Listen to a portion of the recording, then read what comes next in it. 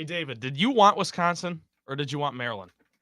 Mark and I were No, talking this morning. no. We were leaning towards we were going to bet Wisconsin. Okay, I didn't know. I could have sworn it was the other way. That's why when he said that, I'm like, No. I said how much. Remember, I said so. How much money are we going to lose on Wisconsin? That's right. Okay, right. Yeah. How much more money are we going to lose on Wisconsin? That's what I said. Oh man, USC too. I think that's more a testament to Arizona. But wow, yeah, 30-something% from the field. But I was with you. I thought USC was gonna make a run. He says, "Buckle up, baby. Let's go find your friends." And he pulls out in his car. God dang, that's awesome. Oh, that's funny.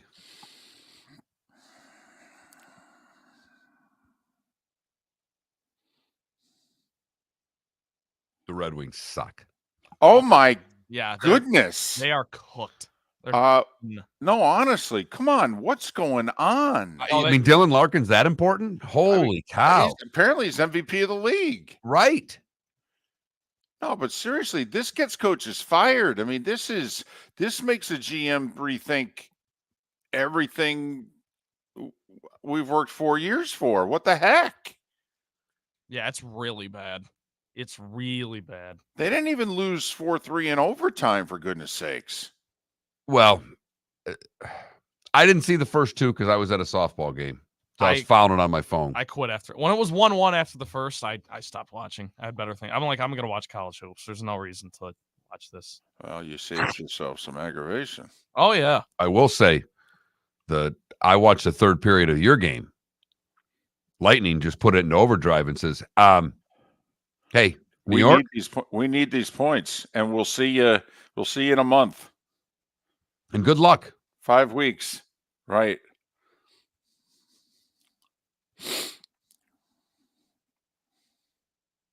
Brandon Point was 6 points last night, for crying out loud. Yeah. Braden Point, 3-3. I mean, Kuchera, when you have a goal and 4 assists and you're not the star of the night. All right, here we go. 3-hour show.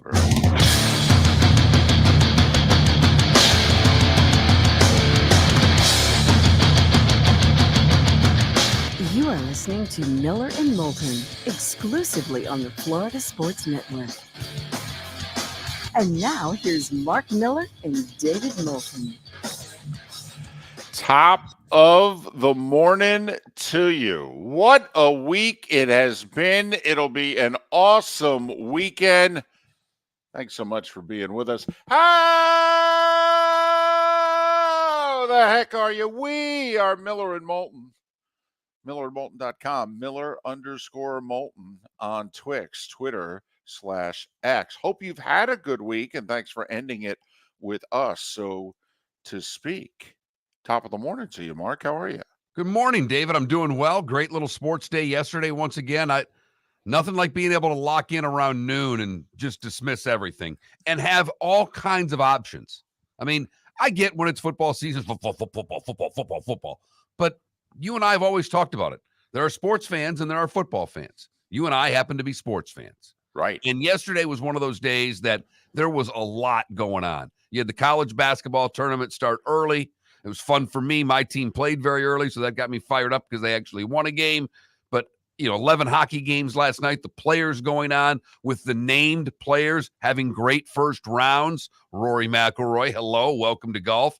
And I thought it was just a terrific Thursday sports day. And not only that, 2 NFL quarterbacks were traded, and the free agency, I don't know if it's a frenzy, but it ain't a trickle. It's certainly not a trickle because the trades are happening, David. Yes! Finally, the NFL catching up to Miller and Moulton.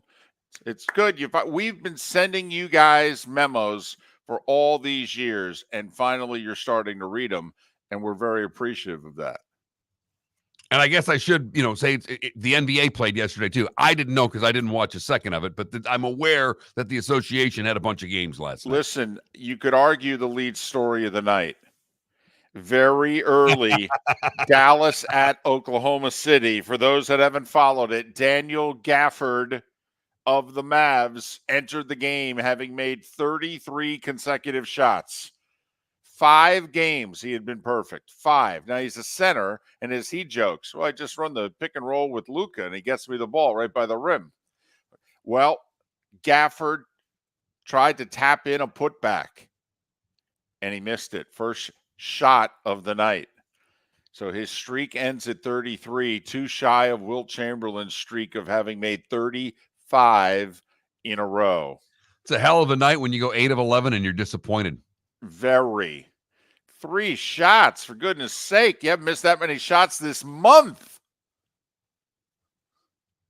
So the streak ended, and it ended right away. He couldn't even make his first 3 shots to set the record that nobody knew about until he got on a roll here over the last 5 games. So, yeah, it was a terrific sports night. Teams trying to secure bids, teams almost losing bids. Virginia. Well, I got to be honest. I don't know how squeaking by BC. BC's not a tournament team. No, but it didn't cost them a bid. If they Okay. had a bid and they win, they don't lose a bid. Okay, then you tell me. They're playing NC State in the semis tonight. NC State is not in the tournament on anybody's bracket today. Now, they may play their way in, but to be honest, I don't even know if Virginia's a good enough win for NC State to get them into the tournament. Even though beating Duke and Virginia back-to-back, 2, quote, tournament teams, not sure from where NC State was that that's enough to get them in the tourney. It'll be enough to get them very close to the bubble. But they may actually have to run this sucker. So you tell me, Mark, you barely beat an NIT team in overtime, and then what if you lose to another NIT team and you're a bubble team? Life support. Your version of it, not Shelby Mass. Gotcha. But yes, elimination games yesterday.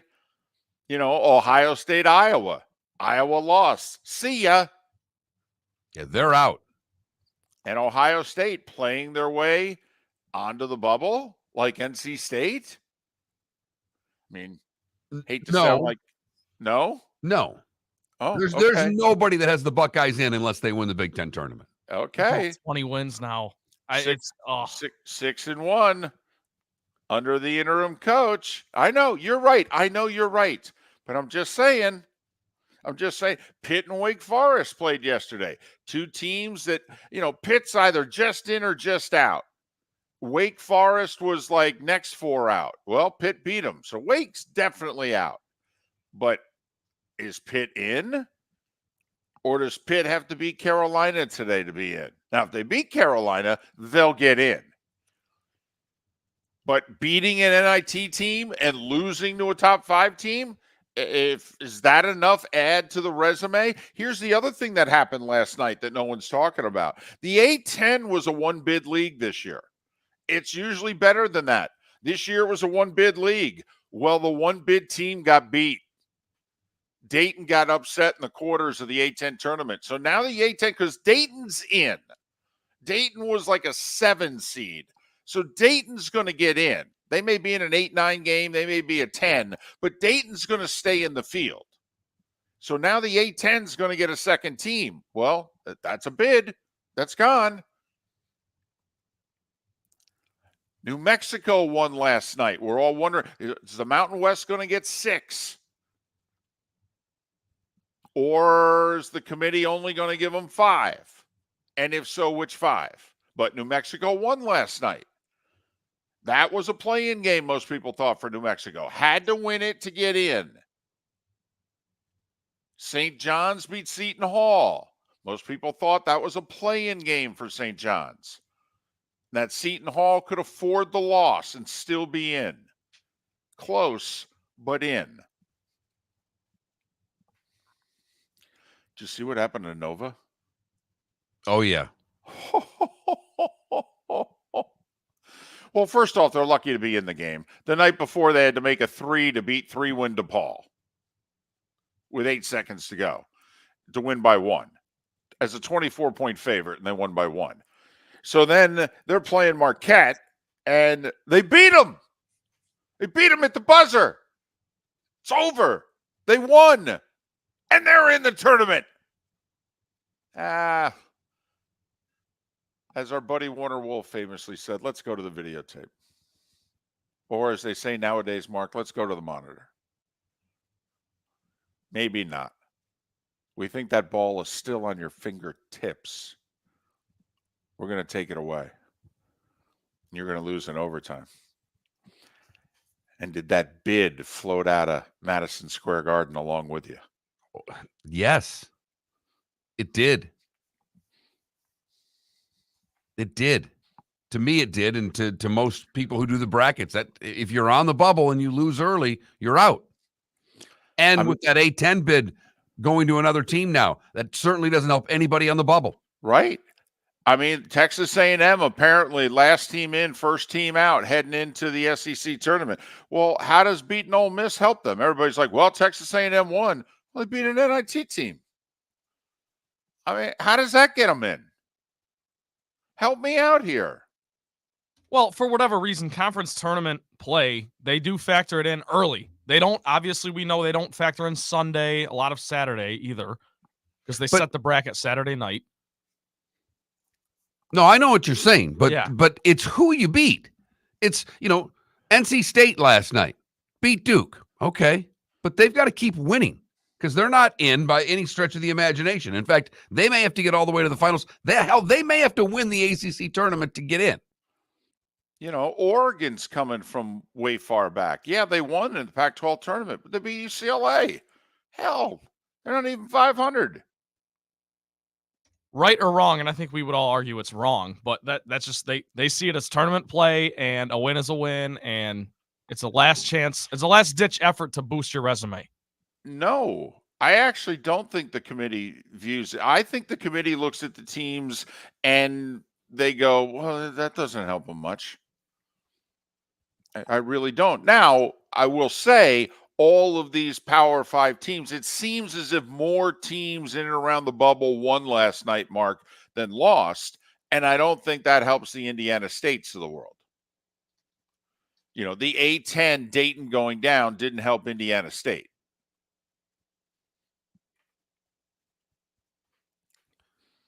Line of the night from Adam in our Twitch chat room. You can win the ACC and not make the playoff.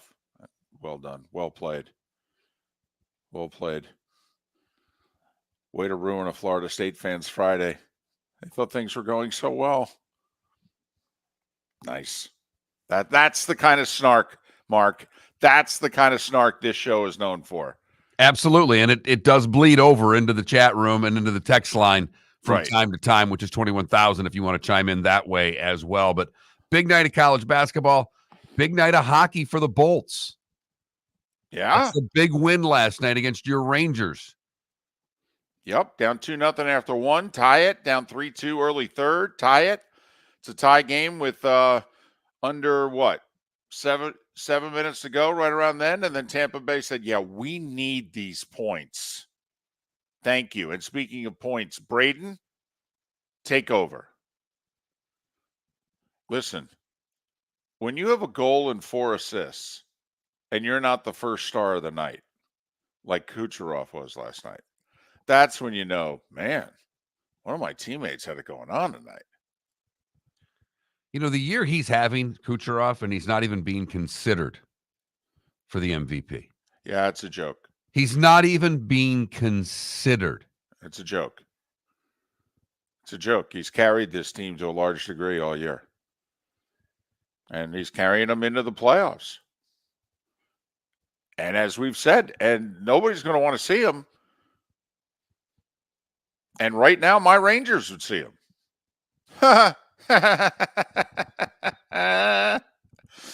Great. That's fantastic. Congratulations, boys. Second best record in the East. Well, who we got in the first round? Lightning. I'm sorry. Who? Yeah, Vasilevsky for 2 weeks. Hedman on the ice every other shift. Yeah. Kucherov, Braden Point.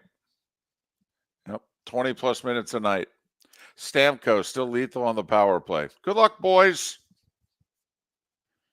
Good luck. So a really nice win last night for the Lightning as they pick up a huge 2 points, and seemingly everybody around them, the Islanders lost, the Flyers lost, the Red Wings lost. I mean, everything worked out. The Devils did win, just trying to keep on keeping on. But a big win and a lot of help last night for the Tampa Bay Lightning. And the Florida Panthers may be the best team in hockey, but for whatever reason, man, they don't like going to Raleigh. They've gone to Raleigh twice this year. They've yet to score a goal in Raleigh. Miller and Moulton. Thanks for listening. Visit Jason and Todd at the Diamond District. Are you ready to make March unforgettable? No, seriously. Get ready to be dazzled as Jason and Todd with the Diamond District invite you to their largest diamond event ever, featuring one of the world's largest diamond cutters, beginning Friday, March 15th, running through Sunday the 17th. Picture this, GIA certified diamonds ranging from 1 carat to a stunning 11 carat diamonds, all at the lowest prices you'll find anywhere. No, seriously, the lowest prices. And that's not all. A. Jaffe, one of America's top bridal designers, will be joining the Diamond District for this extraordinary event. Whether you're searching for that perfect engagement ring to symbolize your love or looking to treat yourself to a timeless piece of fine jewelry, the Diamond District has exactly what you need. With their wide selection of fine jewelry at unbeatable prices, you're sure to find something that will take your breath away. No, seriously. Don't miss out on the biggest diamond event of the year, Friday the 15th through Sunday the 17th. At the Diamond District. Mark Miller for Molly Maid. Why Molly Maid, you ask? Trust. Moulton was a customer for 15 years. Affordability. Didn't I just say Moulton was a customer for 15 years? Worry-free services. Our professional house cleaners are fully insured and a 24-hour warranty. Call Molly Maids today at 239-774-5839. That's 239-774-5839 or online at mollymaid.com/FTMYERS. That's mollymaid.com/FTMYERS. Hello, friends and family of Southwest Florida. Are you looking to tap into the electric vehicle market? Well, look no further, because we here at Southwest Florida Golf Carts have just what you need. E-bikes, golf carts, LSVs, scooters, and more.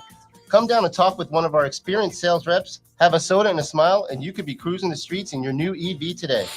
Stop by the store or visit our website at flgolfcarts.com and enter for a chance to win $100 off your next purchase by answering John's monthly sports question.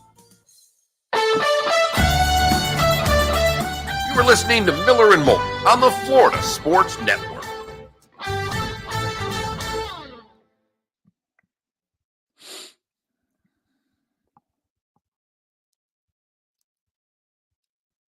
Americans are expected to bet $1 billion more on March Madness than the Super Bowl. Let's go. That's the kind of statistic that I love right there. Get it going, everybody.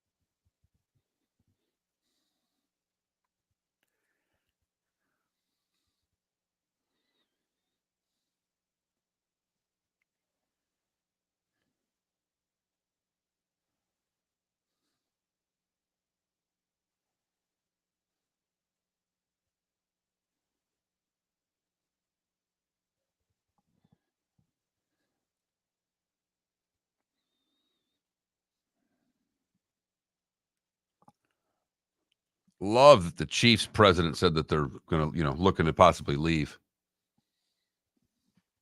unless they get money for stadium improvements. They going to Kansas? He just said we'd have to explore all options. Well, I mean, in terms of money, And I think that would have to include leaving Kansas City. right.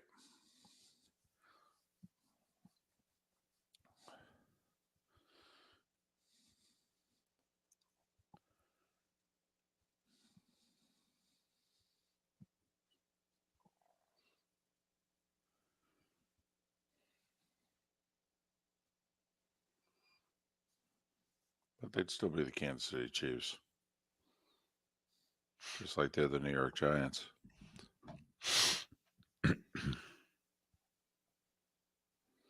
Right, and half the LA teams. Well, at least they're in LA.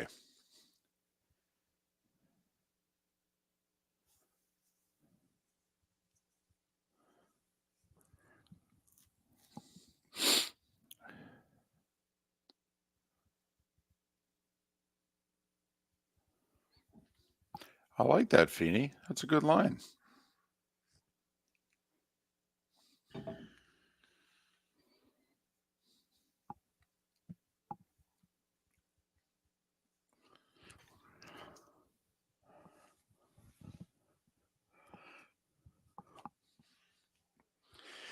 Well, Empire, I wouldn't go that far. I mean, If I were you, I would throw down 1,000 on it.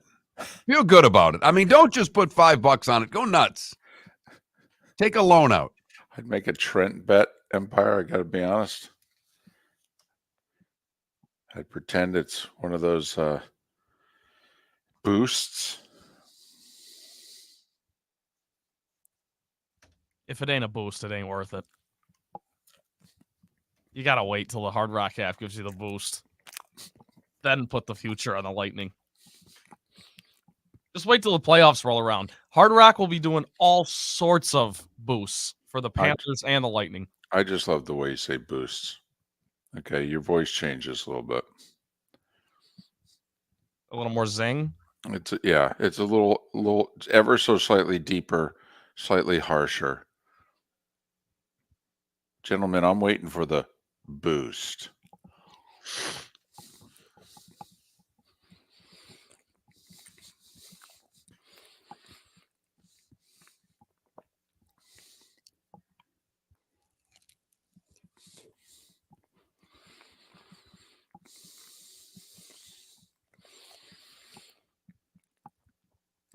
Can't believe I can't win these Powerballs and these Mega Millions. Married a minister's daughter, for goodness sake. What more can you do? I mean, I can't win one of these? Are you serious? Not only that, everybody knows she's going to give most of it away. I mean, come on. Here we go.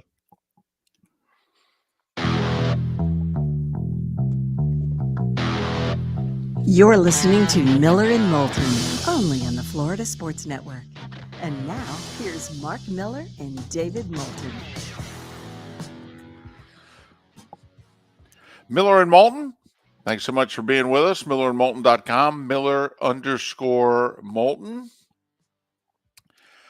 You know, we spent a lot of time there talking college hoop, a little hockey, touch of NBA because of the streak that was snapped. But yesterday was another fun day in the NFL, man. If you like what Miller and Moulton like, which is just movement, trades. Come on, let's get creative. Let's trade some people. Chaos. I'll trade guys you for both love you. chaos. What, Trent? I said you both love chaos. That's the word I use. Well, yeah, but I mean, we prefer organized, somewhat organized chaos. You know, we prefer, but you know what? We're bigger fans of bumper bowling than you'd think. Okay, we don't mind. There's a time to bring the bumpers out.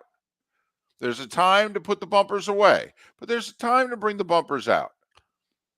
And the only reason I'd argue with you, Trent, it's not, and I'm more on David's side with organized chaos, is that we like the trades to work out for both teams. Because what does that do? Encourages more teams to make trades. There you go. That's where the organized part of the game. And I'm with you. We do like some chaos, but it's got to work for both sides. Like Washington. You know, last year they said to Sam Howell, "You're our guy. All right, we're going to give you the year." How the year didn't go particularly well. I don't know if you want to blame it on Sam Howell.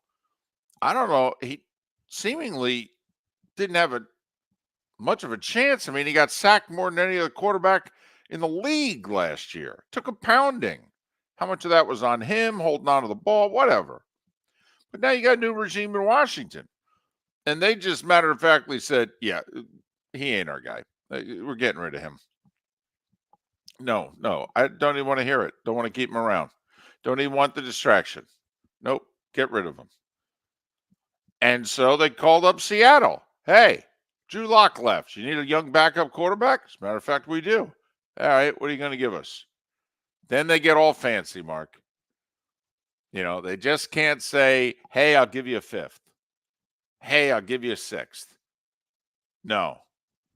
Then they've got to say, here's the deal. You give me a third, I'll give you a fourth. And then you go, well, that's not enough. Oh, okay. How about we do another pick swap? How about you give me a fifth, I'll give you a sixth. Yeah, okay, that's enough. Okay. But hey, we got a deal. So a guy who was one of the starters last year in the NFL got traded. Okay. Then another guy who was a starter in the NFL last year. Well, they don't even want to hang on to Desmond Ridder. Not even to learn from Kirk Cousins. Not even to back him up. Nah, they just get him out of here. I don't even want to see him. And so they sent Desmond Ridder to Arizona, but they said, we're not interested in pick. You got that wide receiver over there? That Rondell Moore guy? We'll take him. Really? Yeah, we'll take him off your hands. That'll save us a few bucks. Well, send him our way. All right, now we're talking. Well, and those are, to me, minor league compared to what happened late last night when Keenan Allen decided he wasn't going to take a pay cut. And the Chargers said, oh, yeah? We'll send you to Chicago for a fourth rounder, by the way. Keenan Allen only catches 11 balls every damn game. I know. It is an interesting pickup for the Bears, though, because he's 32, isn't he? 31, but... But he played this year, I think, at 32. Okay. Coming up. You're better at somehow you've memorized every birthday in the league better than anybody I know. How you do that is beyond me. I had to fill in and do a show a couple days ago on NFL radio, and Charlie Weiss was going to bring up the Chargers. So I did some quick research as to the age of Khalil Mack, Joey Bosa, Mike Williams, and Keenan Allen. Otherwise, no. I know Buddy Harrelson was born on D-Day. LeBron and Tiger were both born on December 30th. But otherwise, I got to look it up. And I know when Gary Danielson was born. All right. So, that's about it in terms of athletes' birthdays. So there you go. But that's interesting if you're Chicago, because you're right, Mark. On the surface, it's like, this is a hell of a productive player. But the Bears are what? They're kind of in a youth movement. Well, they're in a youth quarterback movement, but goodness gracious, you already have DJ Moore. You went out and got Swift. You picked up Keenan Allen. Caleb Williams is coming in with the looking around, and Justin Fields is going, really? Well, Justin Fields now is like, hey, I'll stay for a year. I can stay here for a year. Can I stay? Meanwhile, you got like Ryan Tannehill's agent on the phone going, listen, when you guys get rid of Fields, I can back up in Chicago, I'll hold the ball till you think Caleb Williams is ready. Give me 7 starts with those receivers. I can do the Kurt Warner to Eli Manning. I really can. Give me 9 starts. I'll go 5-4 for you and turn the ball over. I will say people that are in keeper leagues or dynasty leagues of fantasy that have Keenan Allen kept right now went, you went where? What the hell? That's big cap savings, though. I mean, they take a dead cap hit, but the Chargers, that's swiping 20+ million off the books. I think it's 23 million they save. And with Bosa restructuring, saving a bunch of money there. Restructuring, right. So, and they dumped Williams as well. So, I mean, think they're going to run the ball a little bit more? I do, but it's funny. The Chargers just went from, 4 hours before the new year started, they were 25 and change over the cap. And now I think they've got 25 and change. Dumping Williams saved them 20. Dumping Allen saves them 23. Then they restructure Bosa and Khalil Mack. All of a sudden, And they might be signing guys. And there's still guys out there to sign. I mean, Bucks lost Devin White yesterday. You know, probably best linebacker that was still on the market.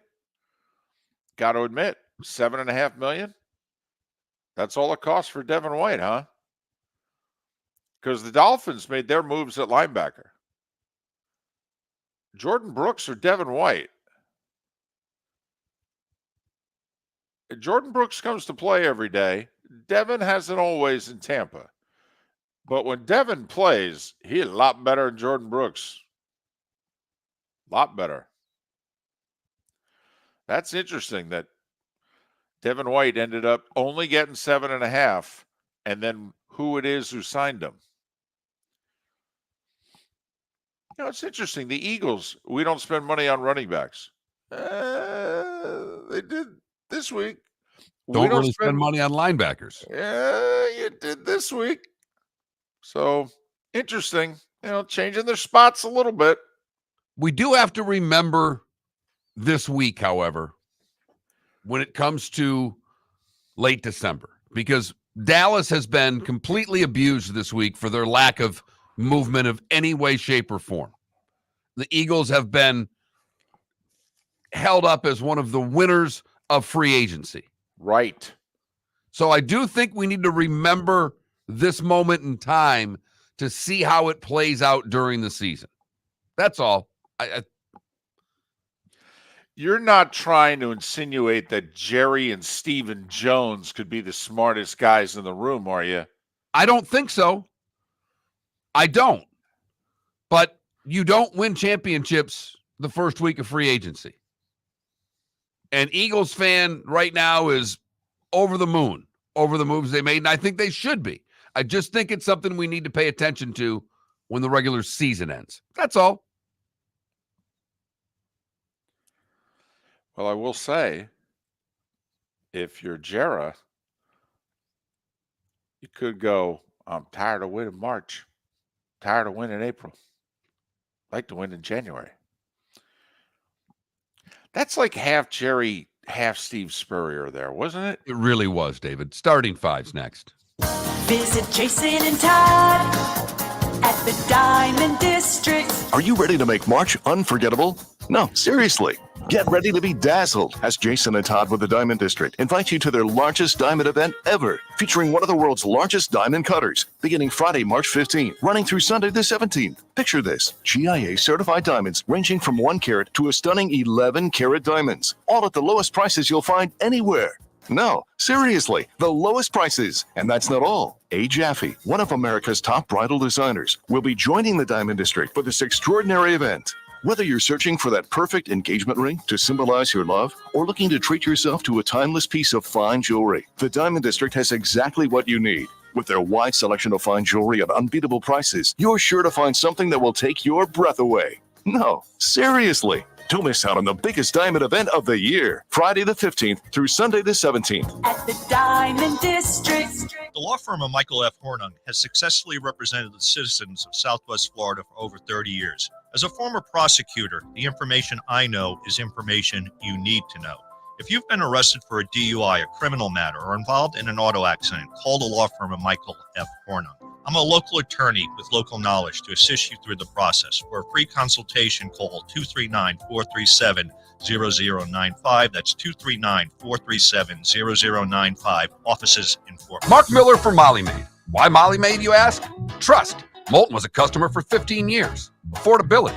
Didn't I just say Moulton was a customer for 15 years? Worry-free services. Our professional house cleaners are fully insured and a 24-hour warranty. Call Molly Maids today at 239-774-5839. That's 239-774-5839 or online at mollymaid.com/FTMYERS. That's mollymaid.com/FTMYERS. You were listening to Miller and Moulton on the Florida Sports Network.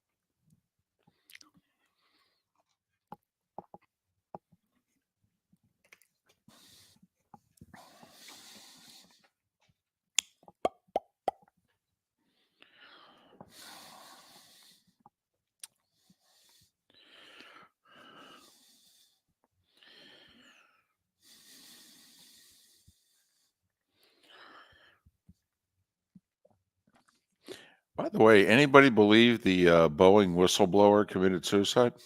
No.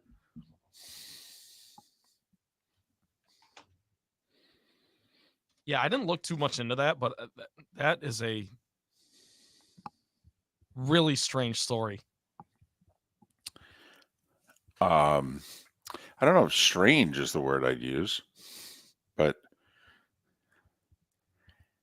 it's right out of a TV show. It seems like It'll be rabbit hole. a future Dateline. Yes. Did you see this tweet? And do we still call them tweets? We don't have a word for. It's a post on X. Oh, whatever. Did you see the latest tweet? He asks what it is. I tell him what it is, and he asks sincerely. He sincerely just asked. Yeah, it's a post on X is what it's called. That's not. It doesn't roll off the tip of your tongue. That's all. I was wondering if they came up with something like we came up with Twix. Okay, that rolls off. Seems to be really catching on. Well, once again, the power of Miller and Moulton. Right. David, I got a text from one of my buddies who was listening yesterday. He was like, when David mentioned that, because it was when you were talking about Shelby's life support thing, and David was like, I don't call it that, whatever. That's not life support. It's a me. That was a great little soundbite.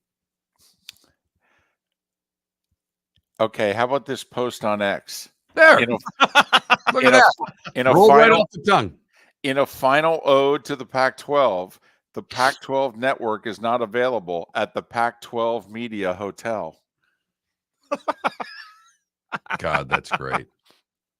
That freaking conference. Oh my gosh. The Pac-2? The Pac-Deuce? Ooh.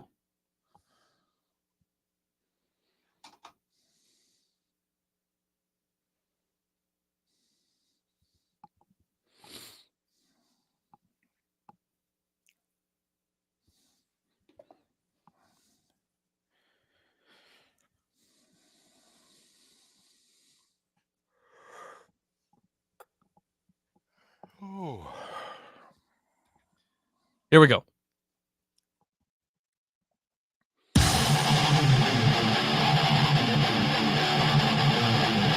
You're listening to Miller and Moulton, exclusively on the Florida Sports Network. 22 minutes before the hour. Thanks so much for being with us. We are Miller and Moulton, millerandmoulton.com, Miller_Moulton on, we call it Twix. But I guess, do I need to transition and just say X? Like no more Twitter, no more tweets. Do I need to? And by the way, what is a tweet now? What's it called? It's a post on X. Well, don't say it with disdain like I obviously should know. I mean, I'm looking for a one-word thing. What's now the synonym for tweet? You're giving me a sentence. A post. It's a post. You can't retweet now. You repost. I mean, that's what it literally is called in the interface of the app. I mean, you repost. So it's this is bothering him. I hope, Trent, right there. I know you have the screen up sometimes, but I mean, he just had to do a full neck stretch after that. because you kind of talk down to him a little bit. It's right there on the interface. It says repost. Well, and the thing is, why he stretched the neck so much is that I know for a fact is that I put out the post for the show of who the guests are, right, and I repost it on my page, and David reposts it. Usually he quote posts it and then has his own little thing. Yes. And so he sees repost every morning. So when you said it, it hit him that is what's on there. I never pissed him off. Actually, I never paid attention. So it doesn't say retweet anymore. It says repost. Yes, and Mark kind of subtly threw in that you can quote post something, which it used to be quote tweet. Now it's quote post. Everything is Well, it's just a post. I do quote posts every morning. That's what I do. When Mark posts our lineup, I repost it and then I throw in a little commentary, top of the morning, how the heck are you? This is painful for you to have to Well, I just, think about the I'm right just verbiage. wondering, it's kind of like, all right, there's a couple of things, how many times do you just say, hi to someone in the hallway? What, do you do it every time you see them, or do you only do it once a day? When a new year, we debated how many days do you go until you stop saying Happy New Year? I'm just wondering, are we now further? I mean, Elon's owned this sucker for a while now, right? He has. So I'm just wondering, should we stop with, and when I say we, I mean me, I'm asking, do I need to stop with Twix? No, I need to don't just ever. say- I don't ever want you to stop with Twix. Well, that's because you like Twix, though, and not the expression, you like the candy bar. I do, but I've found, I will say, when you say, Twix, Twitter/X, I've found even guests that who are on video, so I can see their expression. Most of them get a little They smirk, love it. They a little love it. smile. Yes. It doesn't bother anybody. I think they find it cute. And I know that's what you're going for. Well, when you think cute, you think Miller and Moulton. Kind of like a kitten. Kinda. Minus the kitten. 19 minutes before the hour. Time now for... The starting five. 5 stories you need to know. It's the starting 5 on Miller and Moulton. Here's number 1. You know what's cute? This free agent frenzy in the NFL. Although the Bucs lost Devin White yesterday, he was supposed to, line up next to Levante David until Levante David retired, and then he was going to be the heir apparent in the middle of the Bucs defense, but didn't work out. He goes to the Eagles, just a 1-year deal for $7.5 million. If we could rewind, do you think Devin White would have re-signed the Bucs and him were talking. He was wanting Patrick Queen money. He was wanting $20+ million a year, and the Bucs were like, no. But the Bucs offered a lot more than that. The Bucs, I think, offered double that at one point, and he wouldn't settle for it. And now Tampa's like, yeah, man, we'll help you pack. So the Eagles get him for $7.5. Dolphins, nice signing yesterday. Kendall Fuller, best cornerback still left on the market. 2 years, $16.5. So they replace X. And I don't mean, Twitter/X. I mean David McDaniel. Howard. And they do Howard, sorry. The basketball player. I loved X. X-Man cometh. He may. They do it for less than half price. They do it for a little over $8 million a year. So he's not as good, but he's at least half as good. So Atlanta traded Desmond Ridder to Arizona for wide receiver Rondell Moore. The Commanders traded Sam Howell to Seattle. Bunch of pick swaps. Give me a 3rd and a 5th. I'll give you a 4th and a 6th. And the Chargers last night, when Keenan Allen said, I'm not restructuring. And they said, well, you're not staying here. So he goes to Chicago for a 4th-round pick. Other moves, Green Bay re-signed A.J. Dillon. Technically, they didn't release him yet. So they extended him by a year, technically. Houston, by the way, who acquired Joe Mixon the day before he was released by the Bengals, they signed him to a 3-year, $27 million extension, 13 of it guaranteed. Bills signed wide receiver Curtis Samuel, 3 for $24, 15 of it guaranteed. If you're a Bills fan, you traded Gabe Davis for Curtis Samuel. You like that trade?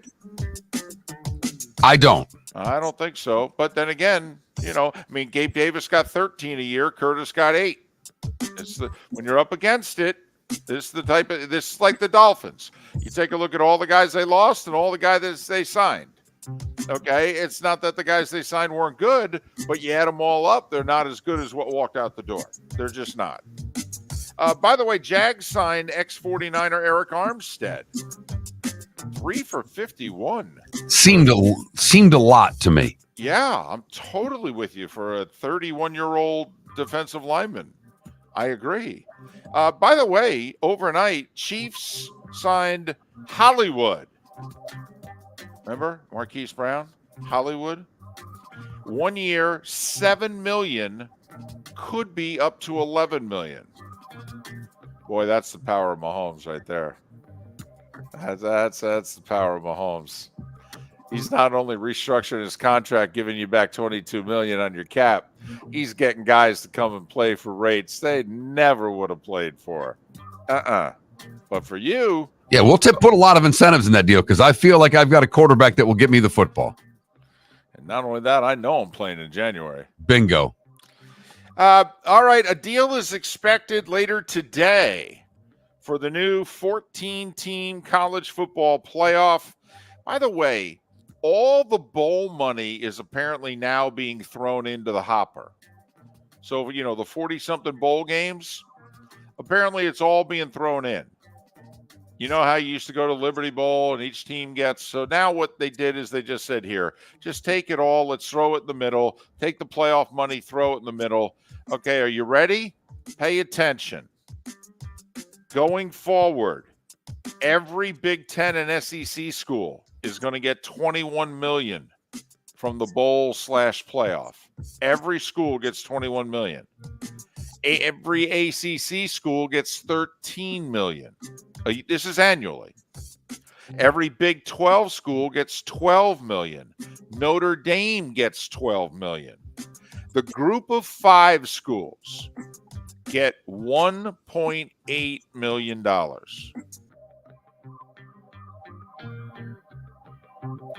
Yeah. You want to know why SMU bought their way into the ACC? There you go. Well, there's 11 and change annually. College hoops. Vandy, Louisville, Fresno State, Oklahoma State, Stanford, and St. Louis all fired their coaches yesterday. 2 of the coaches informed the media at their pressers they had been fired. Fresno State and Stanford. So they walked off the court, got fired, and then went to the presser and told everybody, by the way, I just got fired. So that seems to be a trend this week because remember it happened in the women's side? One of the coaches earlier. Yeah, the Utah State coach. Right. She was asked, what changes are you going to make for next year? She said, well, I don't know. I just got fired. I guess this press conference is over. Right. That was the best part of it. She answered the question. Totally she said, I'm guessing that's the last question. Right. She turned right. I mean, tough to follow up that. I guess there's no sense talking about the game or next year. Come to think of it. So good. Wish you well, Coach. DePaul hired former Ohio State head coach Chris Holtmann, which I have to admit I find interesting because they're 6-1 without him. Ohio State is. If you're DePaul, does somebody on the hiring committee go, I don't know, last place he was at seems pretty happy he's gone. Are you sure we want this guy? Nobody else? Nobody? Okay. Florida State season came to an end. Carolina beat them by 25. NC State up Duke. They upset Duke 74-69. They will play Virginia in the semis. Virginia got by BC in overtime. Pitt faces Carolina next. They took care of Wake 81-69. Wake won't get a bid. Pitt's on the bubble. Gators beat Georgia 85-80. They play Bama tonight in the SEC. A&M stayed alive for a bid. They beat Ole Miss 80-71. Providence. Did the Friars play their way into the tournament yesterday? They were bubblelicious until they beat 8th-ranked Creighton 78-73. Is that enough to get them in? St. John's will definitely be in after beating Seton Hall by 19. Nova had their shot, lost to Marquette in overtime. Are they out? Michigan State now firmly in after beating Minnesota, right? Yes. Nothing like a win over an NIT school to solidify a bid. Well, they were in. What they couldn't do was lose. I mean, exactly. It was not a play-in game for the Spartans. It was a play-out game. Ohio State 6-1 now under Jake Diebler. They knocked Iowa off the bubble, beat them 90-78. Oregon stays alive for a bubble berth, 68-66 over UCLA. And one bubble spot was burst last night because the A-10 was only getting one bid. until Dayton was upset in the quarters by Duquesne. So the A-10's now going to get 2. NBA, Daniel Gafford had made 33 shots in a row, and he missed a putback in the first minute of the game against Oklahoma City last night, snapping his streak, second longest in NBA history. Chamberlain made 35 in a row back in the day. OKC beat Dallas by 7. Milwaukee beat Philly by 9. Boston by 15 over KD and the Suns. Knicks, still without Julius Randle, beat Portland by 12. Clippers by 15 over the Bulls. Rockets by 16 over the Wizards. NHL. Lightning with a big win, doubled up the Rangers 6-3 with 4 in the third. Braden Point, 3 goals, 3 assists. Kucherov, a goal and 4 helpers. They're going to be dangerous. Nobody's going to want them in the first round. They don't have 16 wins in the spring in them, but they got 4. Panthers, by the way, lost to Carolina. It's the only team that's given them problems so far in this regular season are the Hurricanes. And it makes no sense because Carolina's, they're good, they're skilled, but they're soft. You would think Florida would just be able to steamroll them when they play them and have not had that success at all. But for whatever reason, Panthers can't score against the Canes. They've been shut out twice in Raleigh, including 4-0 last night. That's the same score Buffalo used to beat the Islanders. Wings have lost 7 in a row. They haven't won since February. They lost at home to Arizona 4-1. I mean, can you fire a coach in mid-March? I mean, seriously, people get fired. If there was a trade deadline, Yzerman would unload half the team right now. Boston, big win for the Bruins, 2-1 over the Canadiens in overtime. They're a point behind the Panthers, albeit Florida has a game in hand. Toronto over Philly, 6-2. That race for the final wild card spot in the East is a mess. All right. I mean, Detroit and the Islanders are a point ahead of Washington, 3 ahead of Buffalo, 4 ahead of the Devils, 5 ahead of the Penguins. Oh, so there's a race for the last wild card spot. Well, if the Wings are going to keep losing, I mean, you can't count on a team to lose 7 in a row, and yet they're still ahead of all these lousy teams. Finally, the TPC got underway. Round 1, suspended, couldn't get all the golf in.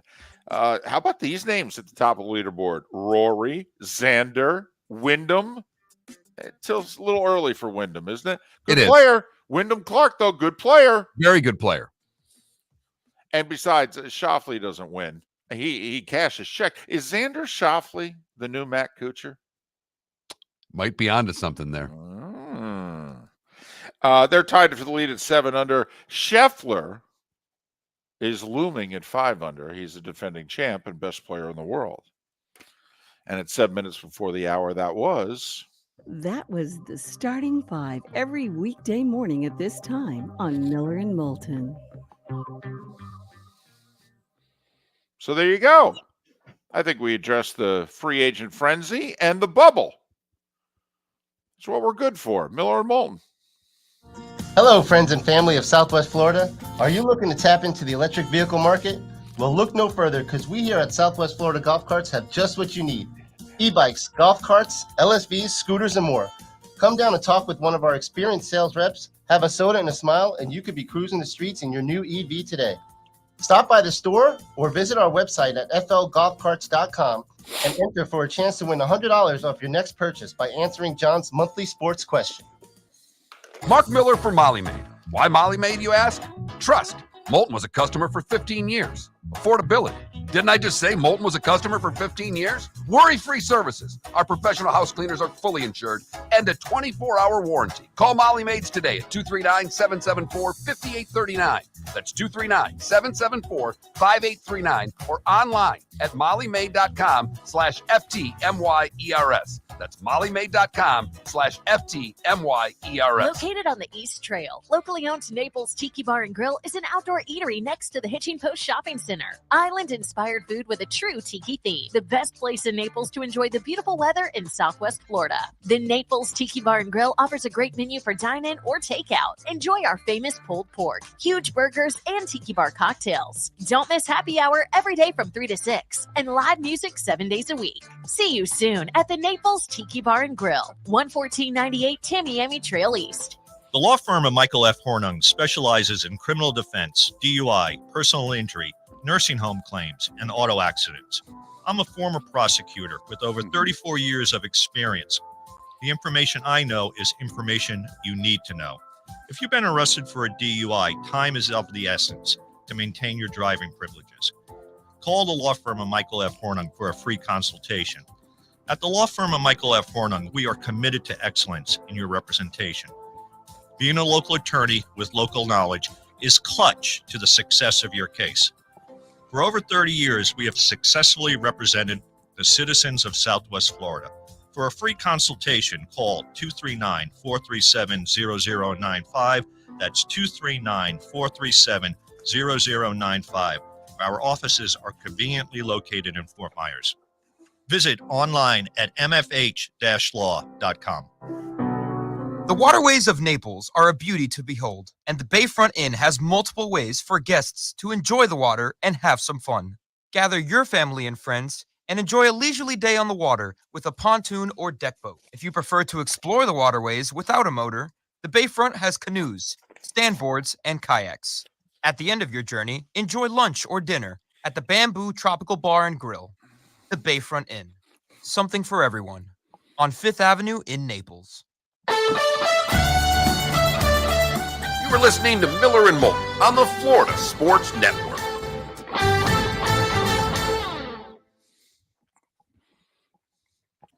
I didn't even I watched a little of the golf yesterday. Apparently McIlroy's drop. Spieth, they were yelling at each other. Well, it's funny. I didn't take it as that. I took it as, first off, it's how the microphone picked it up. First, Spieth was across the other side of the fairway. So, and then there's a debate as to whether or not Rory's ball, I guess, landed below the red line before it bounced in the water, or whether it landed above it and then eventually bounced in. Rory and his caddy thought it landed above it. Spieth said, hey, I got to be honest, I wasn't paying attention, but all the TV people here are saying that it landed below the red line. And Spieth's going, I didn't see it, but I just don't want you to have an improper drop and get penalized for it. Okay. And so Rory looked at the rules official and said, well, what do we do? And the rules official basically, and Spieth said, the TV people said they don't have any video of it. They're just going by what they saw from the tee. And they thought it landed below the red line, but there's no video of it. And so Rory looked at the rules official and said, well, what do we do? And the rules official said, well, we go what you guys think. If we don't have definitive proof, we go with what you guys say. Okay. But yeah. So, and I guess I didn't know exactly what the difference was in terms of the drop. I didn't see it live. I was just watching it after the fact. Well, yeah, Paul, the Bills aren't as good either as they were 4 days ago. I mean, the Bills and the Dolphins had the exact same week. You know, they did the best they could replacing what they had to replace because of the cap. I got to admit, Kilo, you're the only one this week who's had Twitch pausing. Everybody else is fine with Twitch. And the 98.1 we can't do a thing about, guys. It's unfortunately the two signals in Southwest Florida, FM translators suck. They just do. You're better off listening to AM 770. It's like the only AM station left in that market. But thank you for listening. Yes. And I hate that it's so difficult for you to listen. I will say we're on numerous apps, and they're all fine.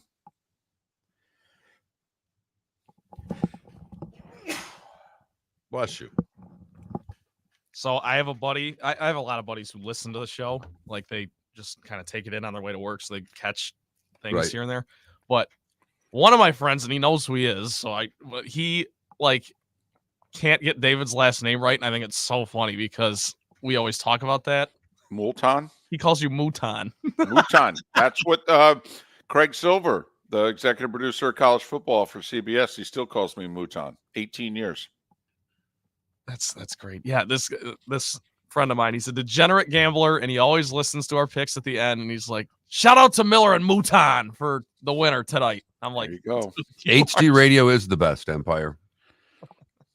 It's a shame that never caught on. That would have been awesome. Remember the guy in our second act? That's what he listened to us on in his Beamer. It was the HD2 signal. Miller and Moulton in the Beamer. That's cute. We have to make cute a thing throughout the show. All right, you got to get our guest on the line. Yes, I got you. All right, here we go. Felipe!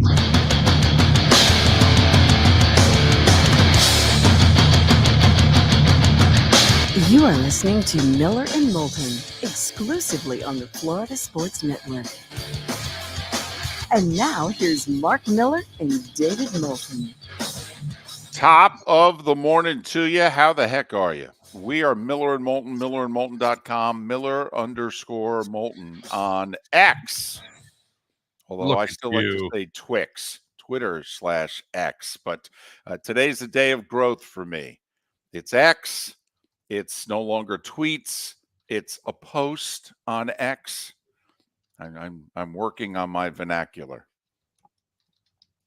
Trying to, sound as if I'm with it. I'm not totally living in the past, even though I'm totally living in the past. Except for the sports that you watch, David. Except for the sports that you watch. That's true. We may have old references, old movie references and things like that, but we're on top of the day's events. That's for sure. And someone who has had a terrific past as a coach, but he's having a hell of a present. Donnie Jones, the head coach of the Hatters of Stetson. And they are going dancing next week for the first time. And the head coach is kind enough to join us. You can follow him on X at Donnie with an IE Jones. Coach, it's David and Mark. First off, congratulations. And secondly, thanks for joining us. How are you? Thank you, guys. I appreciate it. I'm doing good. I'm sorry if my voice sounds so bad. It's because I've been doing a lot of talking. So it's all good. I understand. All right. It's a cliche question, but obviously, when was the moment this week? Was it the night after the game? Was it the next day? Has it been a quiet morning in your office? When was the moment in which you went, I'll be damned, we did it? Yeah, you know what? That's a great question. It was when I walked in probably Monday morning into my office. The trophy and the net was sitting on my desk on the front of it. And when I opened up my door, I was kind of like, wow, this is really happening. And even though you felt it in the moment, it was still like the next day. You woke up and you're kind of like, golly, this is really going on right now. This is incredible. So I would say the next day, it was reality. Well, it wasn't easy. A nail biter with Austin Peay to get into the tournament. And throughout the ASUN tournament, you guys were able to, the one thing about your team, you were able to score some points. Yeah, we can really score. We got a lot of kids that are very talented offensively. Obviously Jalen Blackman scored 43 points in the game. So, yeah, we got a great group of guys, great guards, and, very unselfish too, the way they play. When did you know this year? Was it the win at UCF? Was it in camp in October? When was the first time you turned to your staff and you went, I think we're pretty good? You know what? I think the win at UCF was huge. I think really gave our team a lot of confidence. We won this tournament in Daytona. Thought we beat two really good teams, Milwaukee, who lost in the finals of the Horizon here just the other day. Right. And a very good Central Michigan team that beat South Florida by 10 just previously a few days. And then we beat Charlotte. And I just thought, you know what? We've showed those moments where we can be really good. So I just think we kept building. We had some, just little victories here and there. Never lost more than two in a row at one period. We always bounce back after a tough loss. So I really love the resiliency of this group. And this is, you're a guard-led team. Talk about your guard play, not just the Thompson who scored all the points, but the guards have really carried this team, at least from the way I've read it, Coach. Yeah, they really have. It starts with Stephon Swinson. We're kind of like a hurry-up football offense. We run a lot of plays. We can play fast. Our pace is really fast. But, we're an execution team, and it starts with him. He's the all-time leading assist leader here at Stetson, scored over 1,000 points. As a kid, had come in with no scholarship offers. He's a point guard from Belgium. He's the tough. I'd say he's the heart and soul of our team. He's the tough one of us. Then obviously Jalen Blackman. Yeah, Jalen was a really highly recruited kid out of high school. 4-star player, went to Grand Canyon out of high school. Just didn't play a lot as a freshman, like most freshmen do not play. But he was the newcomer of the year last year, first team all conference. This year, same thing, led our conference in scoring. I think he's fourth in the country in most points scored this year. This is a really terrific score. And then the other one's a kid we call AO, Alex Oaksby, 6'5", senior. And, he doesn't get a lot of credit for a lot of stuff. He's our best defender, but, he's averaging almost 12 points a game. He's had some terrific games, but he's a terrific shooter and plays on both sides of the ball at a very high level. You guys were great in close games this year. Not good, great. I think you're 4-0 in 1-point games, including in the ASUN semis. I think your record in games decided by 5 points or less, I think you may have only lost one game this year. Usually coaching gets a lot of credit for that, and I know you'll try to defer it, but, what is it about, whether it's you, the staff, this group, why is it you think you were so good in tight games? Yeah, I think we had veteran leadership. One, your guard plays are seniors and juniors. Those guys have been through the battles, and I think that's important. And, I think, we play a lot of games, we call short games to 5 points, first 1 to 5. So it comes down to execution, getting stops and getting scores. That's constantly how we practice, because it's all about learning how to execute with your possessions. So I think with that, and we just got guys can make plays. And then you got a point guard that can create and make a play for others or himself. Stephon Swinson did against Jacksonville. It was time for him to score. Got 28 and hit a big shot, for us to win that game. And then Jalen Blackman takes over in another game. So I think we've just had a lot of versatility at the guard play. What's practice been like this week with the excitement of winning the tournament, and now the ASUN, one of the first automatic qualifiers? There's a lot of time between now and Selection Sunday. So what's the week been like? Yeah, it's a really strange week, to be honest about it. It's especially from a coaching standpoint. We're used to preparing all week long for someone, but we don't know who to play except ourselves.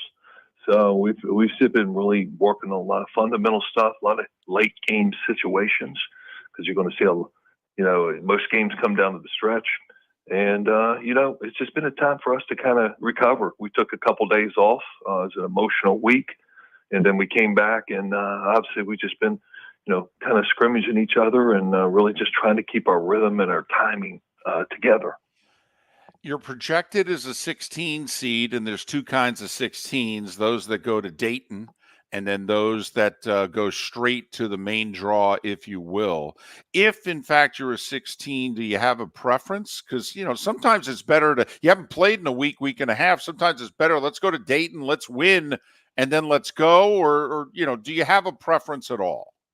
Yeah, it's a good question. I've been asked it a lot. I don't. One, we're just happy to be in it.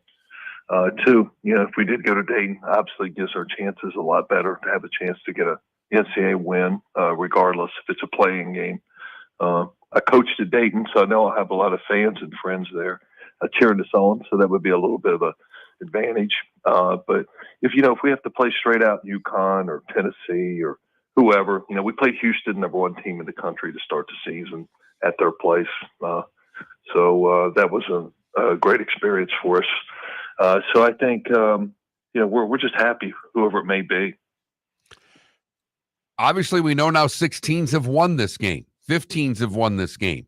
So I would think that the players are aware that this isn't an impossible hurdle to overcome. Yeah, it's mindset.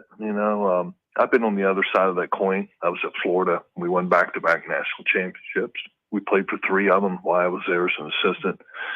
So I knew how it was to be on the other end, to be the number 1 seed and play number 16. The mentality of your guys, no matter what you tell them, they still look down there and see a team that's, not somebody you've been playing at on a nightly basis. Coaches worry to death. Players just sometimes go out and say, "Hey, we got it." So I think once you've seen it done, it's obviously a different level. It's kind of like first guy ran the 4-minute mile. After that guy ran the 4-minute mile, there's like 50 other people did it the next week. So it's just a mentality and breakthrough, I think, in approaching what you do for 40 minutes. Well, as you said, you helped Billy build the dynasty that was the Gators, but also you were a winner at Marshall, a winner at UCF, and you did something now that no one's ever done at Stetson. Donnie Jones, the head coach, the Hatters, ASUN champs, they're going dancing. They find out who, where, and when on Sunday. Coach, congratulations again. Thanks so much for your time. Try to save your voice, and best of luck next week. Thanks so much. Thanks for having me. Donnie Jones, one of the good guys. Dayton, if they go there, Brett Comer is one of his assistants. He was an assistant at Dayton before joining Donnie. And also, Mark, you mentioned the 16 seeds, 15 seeds. Comer, the point guard at FGCU when they were a 15 and went to the Sweet 16. So, they little Dayton experience on the staff, and also some tournament experience as a 15-16 on staff. Hey, good for them to get into the tournament, to do something they've never done before. That's got to have a huge spark on campus. It's got to do wonders for their basketball program. So congratulations to Stetson. They were down 10 in the semis of the ASUN with 4.5 minutes to play at home, and outscored Jacksonville 21-10. And that Swenson kid that he talked about, he hit 4 threes down the stretch, including the game winner with 4 seconds to go. They won by 1. Then, as you mentioned, they held off Austin Peay by 3 with Jalen Blackman scoring 43. Thank you very much. As they say, Mark, as the kids say, Mark, he's a bucket. He is. And if a 16 is going to be a 1, you need a bucket. Let's go Hatters. And it's ironic. I see, on Shelby's, he has them lined up against Houston, who they've already played. Houston will think that they're just going to walk through that game. I've seen Houston. I've also seen Tennessee. Like early in the week, they were in a play-in. But now with Wagner beating Merrimack. Right. And so now all of a sudden, Longwood school that won. Yes, and it looks as if Stetson is like the first 16 not in the play-in. So I've seen Houston, I've seen Tennessee a lot in these brackets. Tennessee or Carolina, who's ever that 4th 1 seed, that's who I've seen as an opponent for Stetson. It's funny, we talk about bid stealers and how it affects teams on the bubble. It's also interesting to see how the bid stealers affect the 16 seed play-in games. Totally. Because it matters nowadays. Now that 16s have it's happened. There's precedent for that happening, so it matters. All right, if you're going to lose by 25 to a 1 seed, all right, would you rather get your win in Dayton first, or yes, would you rather just go straight to the main draw? Get my win in Dayton. Absolutely. Get a dub. Yeah, I'm with you. I think it'd be good for state. It's exposure. It's a few million people. More NCAA tournament experience. So hats off to the Hatters of Stetson. The waterways of Naples are a beauty to behold, and the Bayfront Inn has multiple ways for guests to enjoy the water and have some fun. Gather your family and friends and enjoy a leisurely day on the water with a pontoon or deck boat. If you prefer to explore the waterways without a motor, the Bayfront has canoes, standboards, and kayaks. At the end of your journey, enjoy lunch or dinner at the Bamboo Tropical Bar and Grill. The Bayfront Inn. Something for everyone. On 5th Avenue in Naples. Visit Jason and Todd at the Diamond District. Are you ready to make March unforgettable? No, seriously. Get ready to be dazzled as Jason and Todd with the Diamond District invite you to their largest diamond event ever, featuring one of the world's largest diamond cutters, beginning Friday, March 15th, running through Sunday the 17th. Picture this, GIA certified diamonds ranging from 1 carat to a stunning 11 carat diamonds, all at the lowest prices you'll find anywhere. No, seriously, the lowest prices. And that's not all. A. Jaffe, one of America's top bridal designers, will be joining the Diamond District for this extraordinary event. Whether you're searching for that perfect engagement ring to symbolize your love or looking to treat yourself to a timeless piece of fine jewelry, the Diamond District has exactly what you need. With their wide selection of fine jewelry at unbeatable prices, you're sure to find something that will take your breath away. No, seriously. Don't miss out on the biggest diamond event of the year, Friday the 15th through Sunday the 17th. At the Diamond District. Hello, friends and family of Southwest Florida. Are you looking to tap into the electric vehicle market? Well, look no further because we here at Southwest Florida Golf Carts have just what you need. E-bikes, golf carts, LSVs, scooters, and more. Come down and talk with one of our experienced sales reps, have a soda and a smile, and you could be cruising the streets in your new EV today. Stop by the store or visit our website at flgolfcarts.com and enter for a chance to win $100 off your next purchase by answering John's monthly sports question. You were listening to Miller and Moulton on the Florida Sports Network.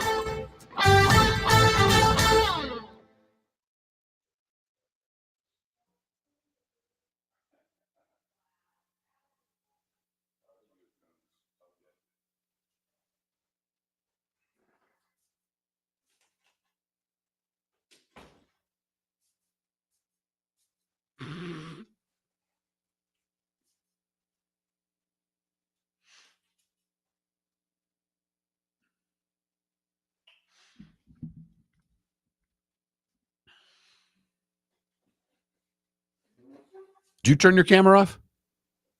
Yeah, I'm getting the play of the day real quick. Okay. Like I gotta use my laptop to do it, so I just- Gotcha. No Irish football. No one will push Trevor Lawrence to start for the rest of this decade. We need a poll question. We got so excited we've blown through an hour and 15 minutes without a poll question. Okay, well, Saturday's St. Patrick's Day, so we should do Sunday. Sunday, yeah. So this is our last show. This is our St. Patrick's Day special. We could do that. We gotta do something about luck or Do you celebrate Green. St. Patrick's Day? Do you? Is there a what's your St. Patrick's Day go-to drink? Are you Irish? Yes or no? Do you like Guinness beer? Yes, Mark. That's exactly what I was just thinking. No. Is Guinness good?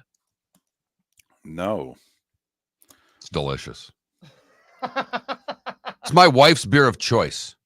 That's what I'll order a Miller Lite. She orders a Guinness. Do you know how many times the waiters come over? The bar back comes Right. over. No. Guinness to you. Right. No.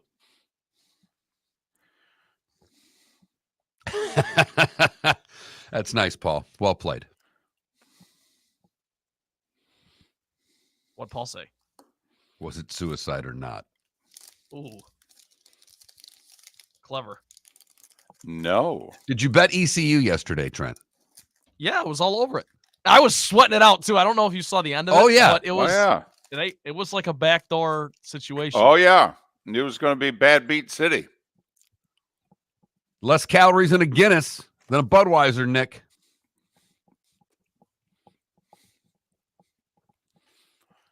By the way, doesn't one own the other? Doesn't Bud Anheuser got bought by I thought it was it's not by Guinness. No. I was in Ireland. I thought the bartender was telling me that it's brewed right over there.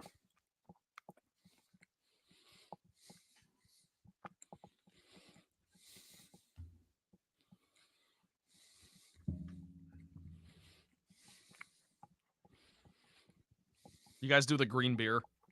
No. No. I mean, No. I don't dye rivers. I don't dye beer. No. Oh, don't the Chicago thing and the Savannah thing's pretty cool. I'm not saying it's not. I'm just saying I don't. that was just the reason I laugh is because that was one of those things where I say it, and as soon as I say it, I know what your guys' answers are going to be, and that. David and I, when we were doing afternoons, tried to open any bar we could on St. Patrick's Day. Oh my God. We would go have a drink. We'd have to come to work for this stupid staff meeting in the morning, and and we'd literally leave and go to a bar and have a beer. We'd go straight to the bar, right?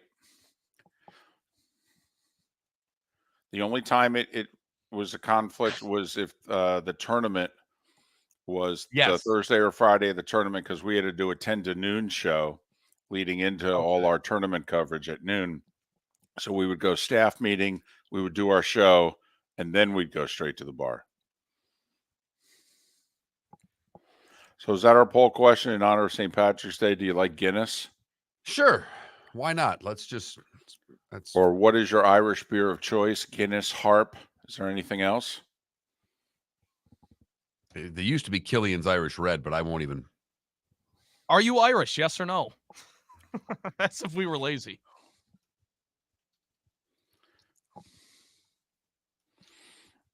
Everyone is Irish, laddie.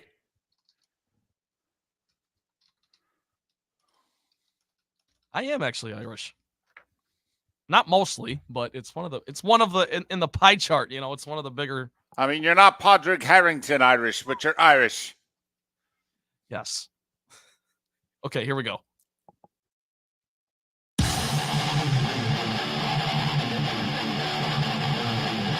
You're listening to Miller and Moulton, exclusively on the Florida Sports Network. 21 minutes past the hour. Thanks so much for being with us. Miller and Moulton, millerandmoulton.com, Miller_Moulton on, wait for it, X.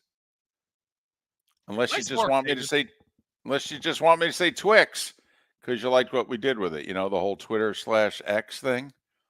Can't believe it hasn't caught on. One texter doesn't like it, David. That's all I know. I don't know how many like it. I know that one doesn't like it. I think saying Twix and then saying what it stands for is redundant. That's true. That's true. That's actually, it's accurate. Don't know what to tell you. And then we have another person who texts the show with all of his bets. Now, they've never lost one as far as I know. Oh, okay. All of his winning bets. But the fact of the matter is that this guy every morning is sending me his Korean basketball league bets. That's I want to talk to that guy. I can get into that. That's great. So if you're betting the KBL or the KHL, you may have a problem. 1-800-GAMBLER, sir. 1-800-GAMBLER. Friday, St. Patrick's Day. Sunday. Woo! Did I say Friday? You did. That's Friday. today. Sunday. So Sunday, St. Patrick's Day. I have a real dilemma. First off, I'm into St. Patrick's Day. You are. And it's a thing with me. But I've gotten older. It's been a little less of a thing. Plus, quite frankly, moving to Florida, it's not as big a thing in Florida as it's been elsewhere that I've lived. So that's rubbed off on me. But I was ready. Now that I moved to Jacksonville and I've been complaining about my life and, I'm lonely and, so Sunday was an opportunity for me to go out and, meet people and do so while getting drunk. We're watching our granddaughter. On St. Patrick's Day? Thank you. So that the daughter and son-in-law can go out and have fun on St. Patrick's Day. Right. That's what young people are supposed to do. You're doing your grandparent duty. I didn't sign up for this. Okay. To me, you have to sign up for the whole, I don't like the whole job description. I only like parts of it. I feel like when you're a grandparent now, it's like being a supervisor. You have to oversee the whole department. I don't want to oversee the whole department. I just want my little desk in the corner. Let me ask you a question. Are you really the one responsible for watching the granddaughter? If you went and did what you want on St. Patrick's Day, would it affect the granddaughter one iota? The granddaughter, probably not. It would affect the grandmother, though, and that's who I come home to. Yeah, but the grandmother will be fine with the granddaughter all day. She'll be fine, but come on, chasing a 2-year-old around? She's going to wear her out. And I'm going to come home going, hey, how was your Sunday? And she is going to look at me like I am going to gut you like a fish. Well, here's the thing about being a grandfather, David. You might not have loved the job description, but you didn't really apply for the job. It happened. Right, and that's why I don't want the whole job. I didn't apply for this job. I didn't ask for this. I'm willing to do it. I'm willing to chip in, but not all the time. I think you should go out with the daughter and son-in-law. I wasn't invited. Don't care. I could pull rank. That is true. I mean, goodness knows the son-in-law can't say no to me. Exactly. And I can pull rank on the daughter. I just don't know if the lock will be changed when I get home, though. I got to admit, I have a feeling Grandma going to be unhappy. Unhappy. But honestly, I mean, that's the other thing. I don't think we've said no yet. You know, we're still, this honeymoon has lasted now 2+ years being a grandparent. I look at my wife all the time and I go, we don't have to say yes. And she looks at me like, seriously? David, as the parent of a 9-year-old here, whose mother lives about a mile away from me, my mom's said no. Thank you. Thank you. And we haven't gotten to that point yet. Mom, I want to play golf Friday. I don't care. I'm playing cards. Right. See, my wife's yet to say no. And therefore, since my wife is yet to say no, we have yet to say no. They know who to ask.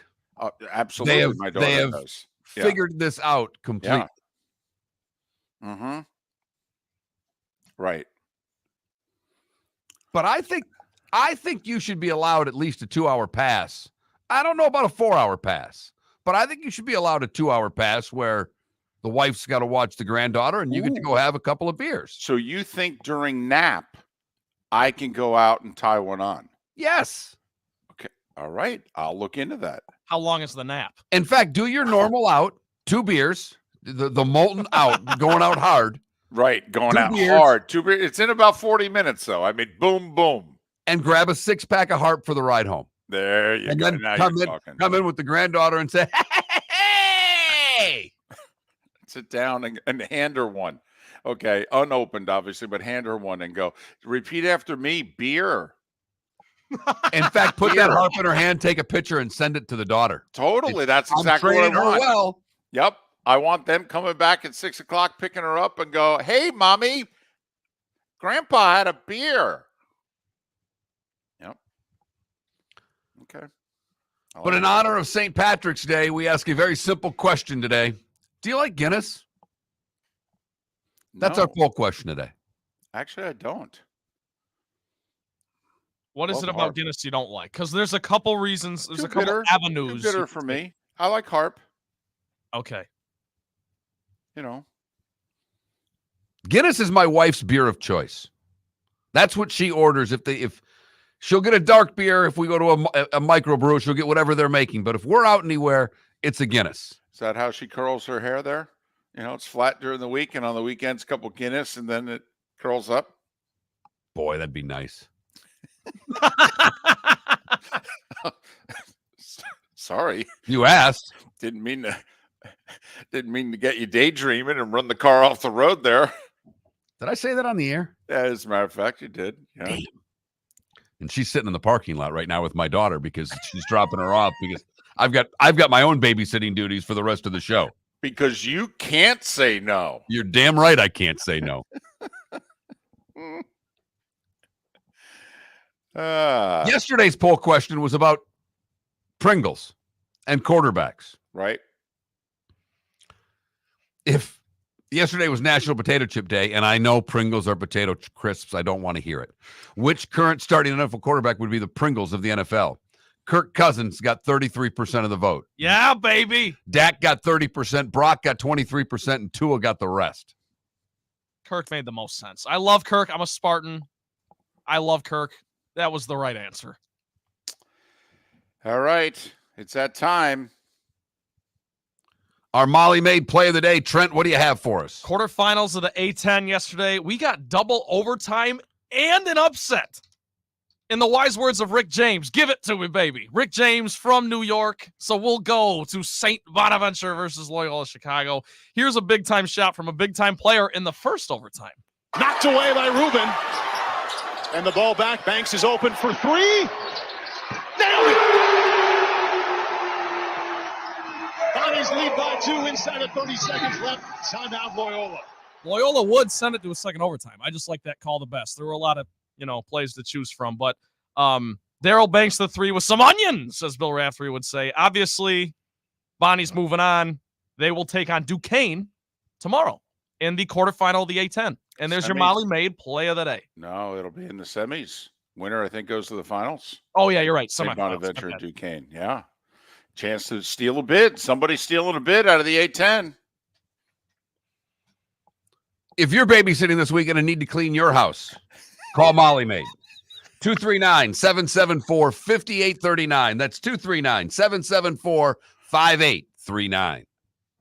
Hello, friends and family of Southwest Florida. Are you looking to tap into the electric vehicle market? Well, look no further, because we here at Southwest Florida Golf Carts have just what you need. E-bikes, golf carts, LSVs, scooters, and more. Come down and talk with one of our experienced sales reps, have a soda and a smile, and you could be cruising the streets in your new EV today. Stop by the store or visit our website at flgolfcarts.com and enter for a chance to win $100 off your next purchase by answering John's monthly sports question. The law firm of Michael F. Hornung specializes in criminal defense, DUI, personal injury, nursing home claims, and auto accidents. I'm a former prosecutor with over 34 years of experience. The information I know is information you need to know. If you've been arrested for a DUI, time is of the essence to maintain your driving privileges. Call the law firm of Michael F. Hornung for a free consultation. At the law firm of Michael F. Hornung, we are committed to excellence in your representation.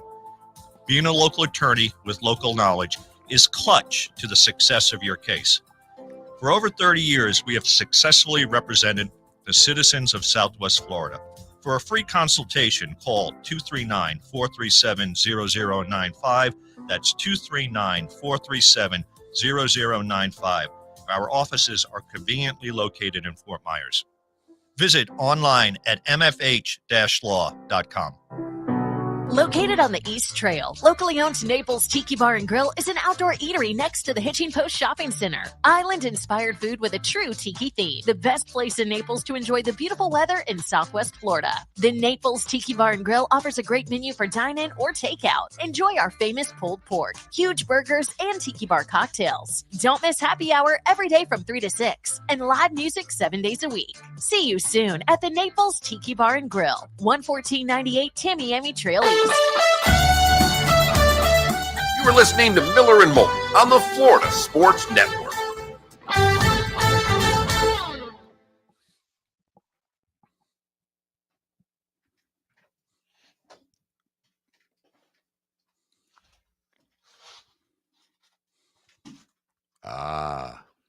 Match the shoes.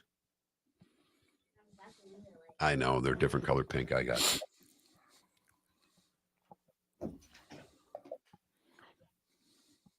Never did St. Patrick's Day in Chicago. Did it in New York, did it in Boston. Believe it or not, did it in Scranton, which for the longest time would make all the top 5.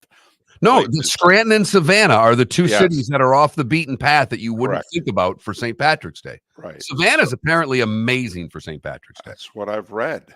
Never done it. So I've done 3 of the 5. Have you done Savannah? No. I've done New York, Boston, and Scranton. You and your wife really and truly, you're so close. 2 hours. Should do a weekend in Savannah. Do the ghost tours, and the history of that city is amazing. So David lived here and never went to Key West. And you think he's going to go to Savannah? I will. I believe it or not, though, Trent, I will. We'll probably do it not with the current living arrangement with the mother-in-law. Understood. Can't leave for a weekend. But when the day comes that we can, that's probably when we'll do it. Well, cheers. I did St. Patrick's Day in Greenville one time. I was covering the tournament. Greenville where? South Carolina. Oh. That's where MSU was. It was a couple years ago when they lost to Duke. The old Bilo Center. I don't know what it's called anymore. Bon Secours Wellness Arena. Okay. And it was a dump, like an absolute dump. Really? Yes. I love that arena. I loved it. But I like in terms of hosting the tournament, I mean, it was not. No. Wow. I enjoyed it. You got to remember, though, Mark, you haven't been to the Bilo in nearly 20 years. It's true. No, Trent, you haven't been to Key West yet, have you? No. So I really have no right to talk, but Well, no, I mean, you've only been in town 4+ months, though. So Yeah. I was there over 20 years. Anyways, Greenville did St. Patrick's Day great. See, you put Brunswick on there, Adam. Now I want Brunswick stew. Now you've got me thinking. I'm curious just to visit St. Simon's because that's where a lot of the golfers relocated to, just over the border there in St. Simon's. I want to see how exclusive it really is. Pretty exclusive, from what I understand. Wondering, will I get the same shakes that I do when I used to drive into certain parts of Naples?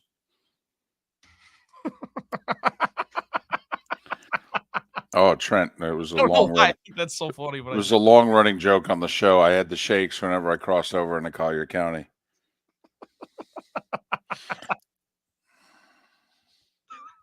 the shakes. Moulton with the shakes.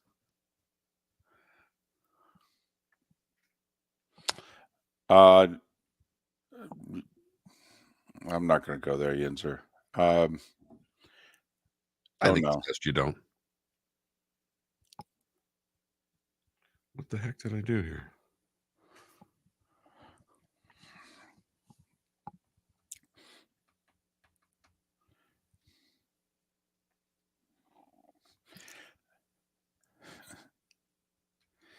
My college buddies texted me, reminded me of some of the St. Patrick's Day doings from 40 years ago in Scranton. Bob, I was in that St. Patrick's Day parade too. Remember, I worked for the local TV stations. That was a must.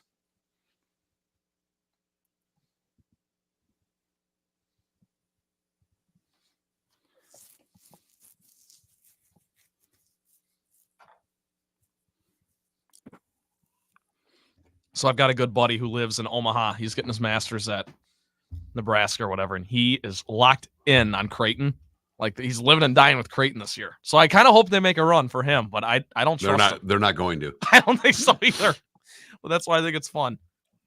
Well, I You're mean, going to get your heart broken. they went to an Elite Eight last year, lost by a bucket to San Diego State. That's true.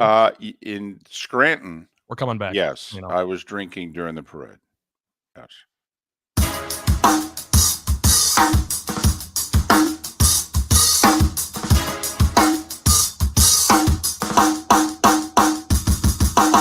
Welcome back to Miller and Moulton, only on the Florida Sports Network.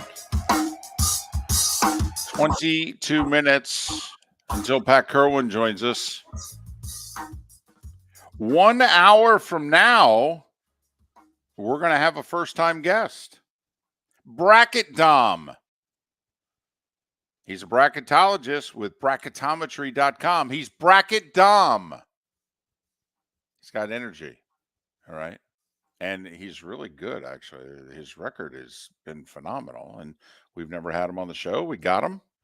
And so an hour from now, we'll talk about the results of yesterday and who played themselves in, who played themselves out, who still has to win today to get in to the madness. I may be talking myself into this. I think it's going to be a great tournament. I think it's going to be the perfect tournament. Well, and that's the key word, David. It really is, because great tournament means a lot of different things to a lot of different people. To you and I, a great tournament means upsets on day 1 and day 2 of the tournament. Like, I wasn't working with you guys, but I'm sure you also loved the Final Four last year because it wasn't a bunch of blue bloods, or no? Well, We Miami liked and it, FAU, yeah. We liked it. Good for the sport. No. Not good No. for the sport. Terrible for the sport. Because it doesn't generate enough Nobody watches. One But of the lowest watched Final Fours in the history of the Final Four. Okay. What you need for a perfect tournament is you need some upsets on day 1 and 2. But by the first weekend, you need to make sure that Kentucky, Duke, North Carolina, Kansas move on. Throw UConn into the mix. Houston's now been there for 5 years. You know, you need the big boys. Believe it or not, Sparty getting to the second week's a good thing for the tournament. People now know who Izzo is. Could Tennessee not choke in the tournament? That would be nice, Rick Barnes. Are you listening, Rick Barnes? But it wouldn't matter for a perfect tournament. No. Tennessee doesn't resonate. No, but they are the best team in the SEC in theory. And for a perfect tournament, you want the best teams to advance. So how much pressure is on Purdue? A ton. Like the most ever, in my opinion. Never done anything, never been to a Final Four. They've been the best team all year, or, you could argue. And it's fair to that haven't been to a Final Four since 1980. Right. Since, was it Joe Barry Carroll? Joe Barry Carroll. Yeah. So lost to Larry Brown and UCLA, I believe, in the semis. Been to an Elite Eight, 2018. Lost to Virginia at the buzzer. Well, Gene Cady also got to an Elite Eight. But also you could, this is where you'd pull Matt Painter aside and go, hey, just going to ask you a question. Do you think you're going to ever have another team better than this?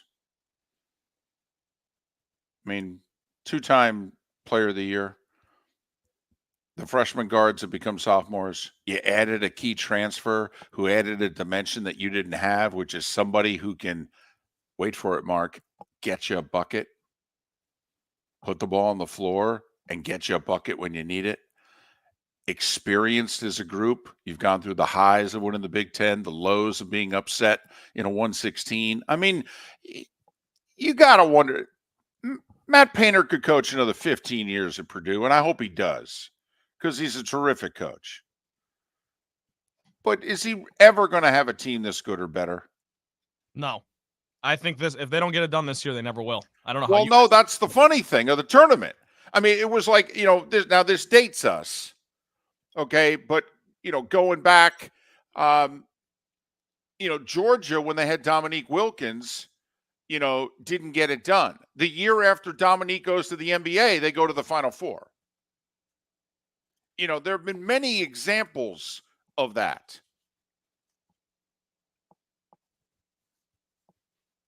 Virginia, I think, went to the Final Four the year after Ralph Sampson graduated. They had him for 4 years. They went to one. He graduates, they go to one. That's the beauty of sports. You turn around, you go, so this is the team that did it? Holy blank. But on paper, Mark, is Purdue ever going to have a better team than one they have right now? It certainly doesn't seem logical because they've got, like you said, they've got the element of someone who can put the ball on the floor and score. They got Edey, the big man, and they've got two guards that can shoot threes. And now they're experienced, and they've been playing at a high level as a group for years now. And you would think, if not now, when? So that's what has to happen, Trent. The years of Purdue getting upset in the tournament, it needs to end this year. They at least got to go to an Elite Eight. They got to be playing that game as a one, and who knows who they're playing in the Elite Eight. But, think about it. Between Tennessee or North Carolina, one of them is going to be a 2. And imagine if you're Purdue and you get to an Elite Eight and you're staring at one of those. So imagine if you're staring at Carolina. Say Tennessee gets the last one and Carolina's the 2. And you're Purdue. Congratulations, you're in the Elite Eight. You've got Carolina.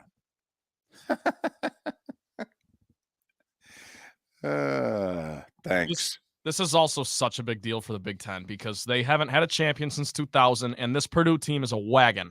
They've rolled everyone all year for the most part, and if they choke again with a guy like Zach Edey, it's going to set the Big Ten back another 10 years. Oh, no. Come on. My lifetime, one national title. Yeah, I got you, but set them back how? Explain.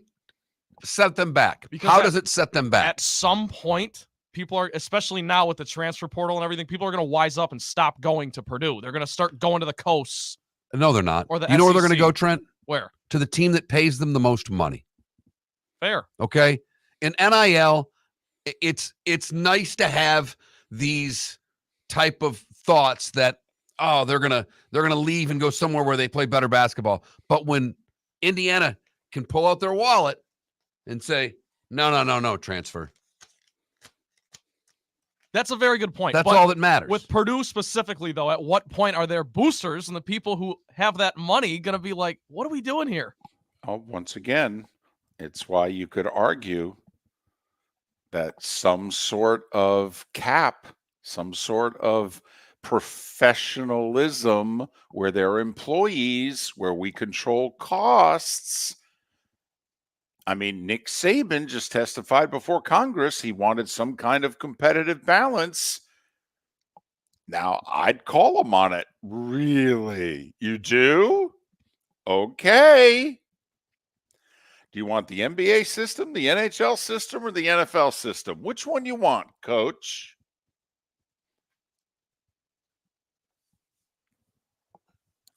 But you're right, Mark. And that's why it'll be interesting, because if the money is ever coming from the universities, think about it, Trent. Okay, any school in the Big Ten could become the number one team in the country in a sport. If the money's even, then why not Purdue? Why not Minnesota?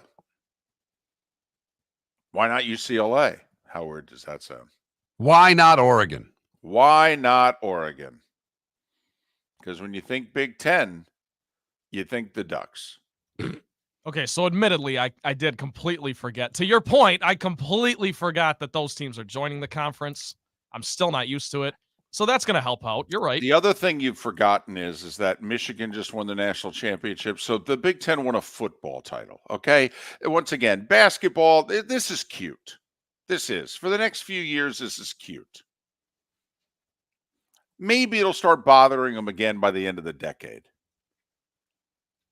Outside of Indiana and Purdue, do you think there's a Big Ten school that cares more about basketball than football? You think there's one? UCLA. Yeah, UCLA. Oh, okay. Yeah. No, that's good. That you're right. You're right. But USC sure as heck doesn't. Michigan No. doesn't. It's UCLA, Purdue, and Indiana. Most places they don't. Most places they don't. I mean, heck, you could say the same thing in the SEC.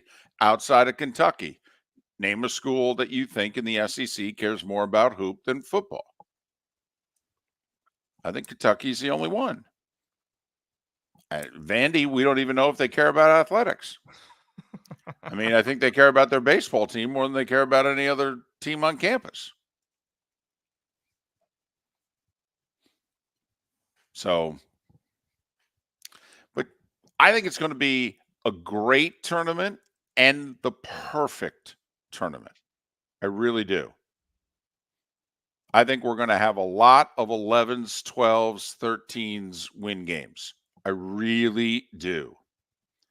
And then I think we're going to have the big boys at the end. We're not going to have San Diego State, Miami, and FAU. That's not going to happen 2 years in a row. I think you're exactly right, because it's wide open, and yet, despite it being wide open, all the blue bloods have a chance to cut down the nets. Kansas, Duke, UConn, Kentucky. Well, I'll tell you what, Kansas has to get healthy, and they have to get healthy quick. Best thing that ever happened to them was losing to Cincinnati in the Big 12 tournament, which they kind of threw in the towel before the game ever started by not playing so many players who were injured. Right. But sometimes, I've watched it in hockey when I worked in the minors. Sometimes you had a short bench, and the guys just rise up and play this great game. And fortunately, I honestly mean that for Kansas. Fortunately, they laid down for Cincinnati, and they give themselves a week and a half to try to get healthy. And they need it. Because if you're Kansas, you're not in the business of winning Big Ten tournaments. Big 12 tournaments. You want to win national titles and Final Fours. Not anymore. But we'll see what happens. It's madness. It's March. As we know by now, anything can happen. We've had 3 15s in the last 10 tournaments, because 2020 we didn't have a tournament. We've had 3 15s make the Sweet 16 in the last 10 tournaments. And we've had 2 16s win. Think about what's happened in the last 10 years. 3 15s go to the Sweet 16. Hell, one of them went to the Elite 8. And 2 16s have won. All stuff that had never happened before. It's all happened in the last 10 tournaments. And we thought it would be harder for this to happen with the kids from these schools leaving and transferring. So that's why I'll be surprised if we don't have upsets galore week 1, because that's been the norm. What isn't the norm is what happens week 2. I mean, week 2's been crazy. I mean, a 15 seed in the Elite 8, FAU going to, San Diego State going to Final Fours, to national title games. But I think it's supposed to be 2 1s, a 2, and maybe a 3. That's how this thing's supposed to work. Right. Chalk. If I ask you guys to call your shot, do you think there's a team from like the 1 to 3 line that you think is on upset alert game 1? I mean, I know we don't have. Well, you got to see that. You got to see the draw. I will say this. I think Marquette. Yes. They lost a really good player late in the year. They're probably going to get a 3 seed, maybe a 2, but probably a 3. I think Marquette. Creighton's a hit or miss team. They're making their shots. They can go to the Final Four. They miss their shots. They can lose right away. I mean, and Kansas, with all the injuries that they've had, Kansas is vulnerable. Thing is, Kansas might be a 4. But team that Marquette was that was the spirit of the question, because that's what I was thinking, David. So I'm glad you said that. I will say, Mark, the team you and I know nothing about, and that's on us because we've only had 4 months to do this research project. Iowa State. I knew that's where you were going. I mean, both of us. It's like, man, how could I pick this team in the tournament? I don't know if I've seen them play a full game this year. And yet they're 6th in the country? Play tremendous defense. Tremendous defense. The Big 12's regarded as the best conference in the country, and they're the second because, Houston's in the Big 12 now. So they're the second best team in the best conference in the country. And how many of us have seen them play?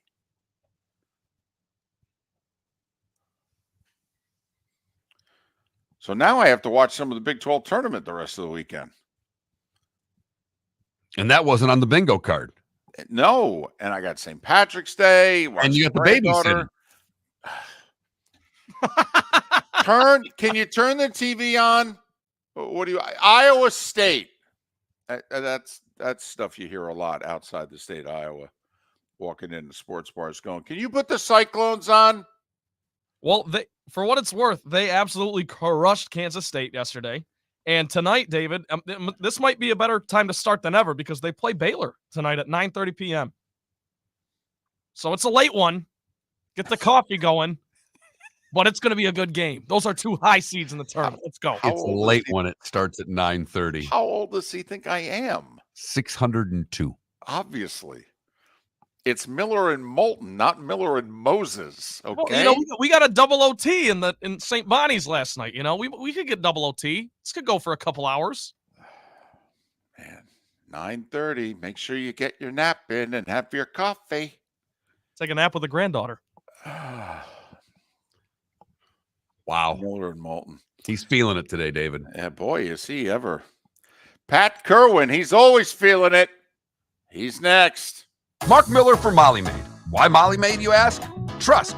Moulton was a customer for 15 years. Affordability. Didn't I just say Moulton was a customer for 15 years? Worry-free services. Our professional house cleaners are fully insured and a 24-hour warranty. Call Molly Maids today at 239-774-5839. That's 239-774-5839 or online at mollymaid.com/FTMYERS. That's mollymaid.com/FTMYERS. The law firm of Michael F. Hornung specializes in criminal defense, DUI, personal injury, nursing home claims, and auto accidents. I'm a former prosecutor with over 34 years of experience. The information I know is information you need to know. If you've been arrested for a DUI, time is of the essence to maintain your driving privileges. Call the law firm of Michael F. Hornung for a free consultation. At the law firm of Michael F. Hornung, we are committed to excellence in your representation. Being a local attorney with local knowledge is clutch to the success of your case. For over 30 years, we have successfully represented the citizens of Southwest Florida. For a free consultation, call 239-437-0095. That's 239-437-0095. Our offices are conveniently located in Fort Myers. Visit online at mfh-law.com. Visit Jason and Todd at the Diamond District. Are you ready to make March unforgettable? No, seriously. Get ready to be dazzled as Jason and Todd with the Diamond District invite you to their largest diamond event ever, featuring one of the world's largest diamond cutters, beginning Friday, March 15th, running through Sunday the 17th. Picture this, GIA certified diamonds ranging from 1 carat to a stunning 11 carat diamonds, all at the lowest prices you'll find anywhere. No, seriously, the lowest prices. And that's not all. A. Jaffe, one of America's top bridal designers, will be joining the Diamond District for this extraordinary event. Whether you're searching for that perfect engagement ring to symbolize your love or looking to treat yourself to a timeless piece of fine jewelry, the Diamond District has exactly what you need. With their wide selection of fine jewelry at unbeatable prices, you're sure to find something that will take your breath away. No, seriously. Don't miss out on the biggest diamond event of the year, Friday the 15th through Sunday the 17th. At the Diamond District. Hello, friends and family of Southwest Florida. Are you looking to tap into the electric vehicle market? Well, look no further because we here at Southwest Florida Golf Carts have just what you need.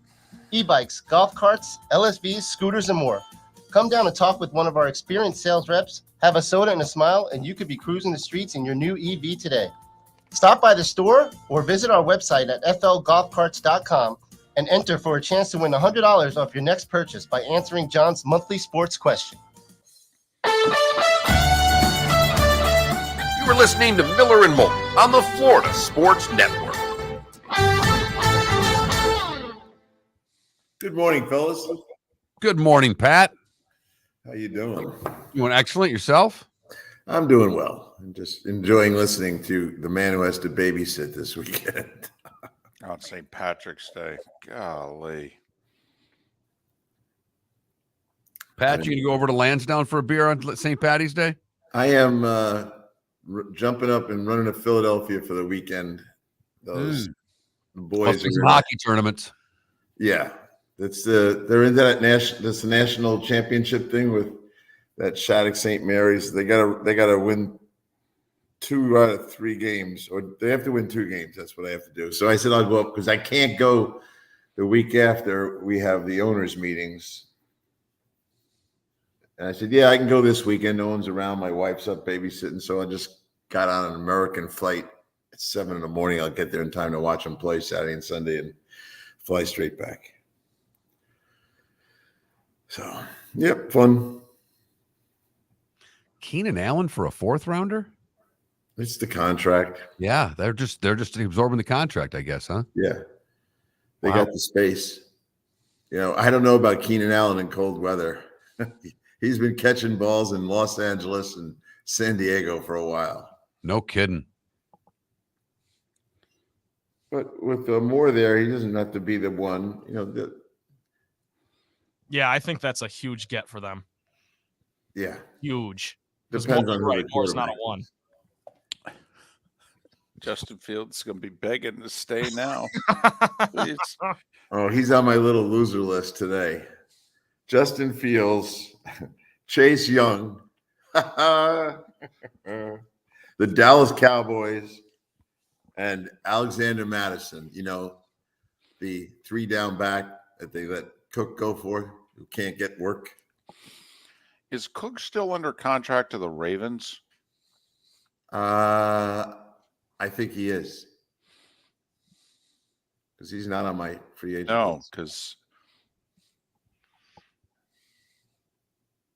Yeah, so it is what it is. I think he signed a 2-year deal with the Jets, and did they trade him down there?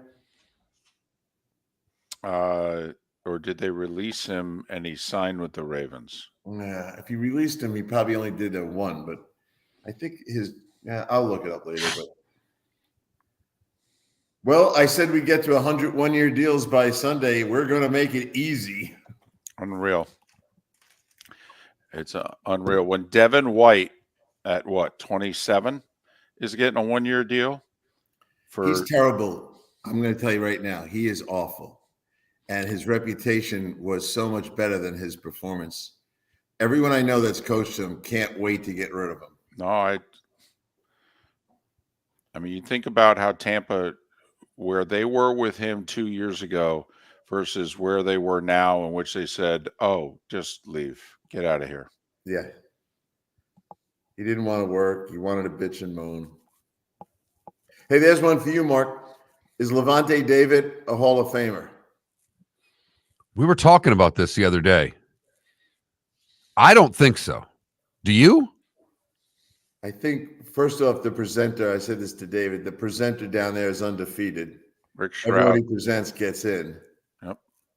And that's a key piece. Okay, who's the Hall of Famer? He or Evans or both?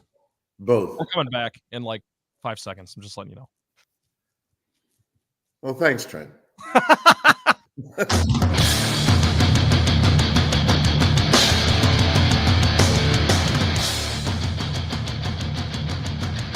You are listening to Miller and Moulton, exclusively on the Florida Sports Network.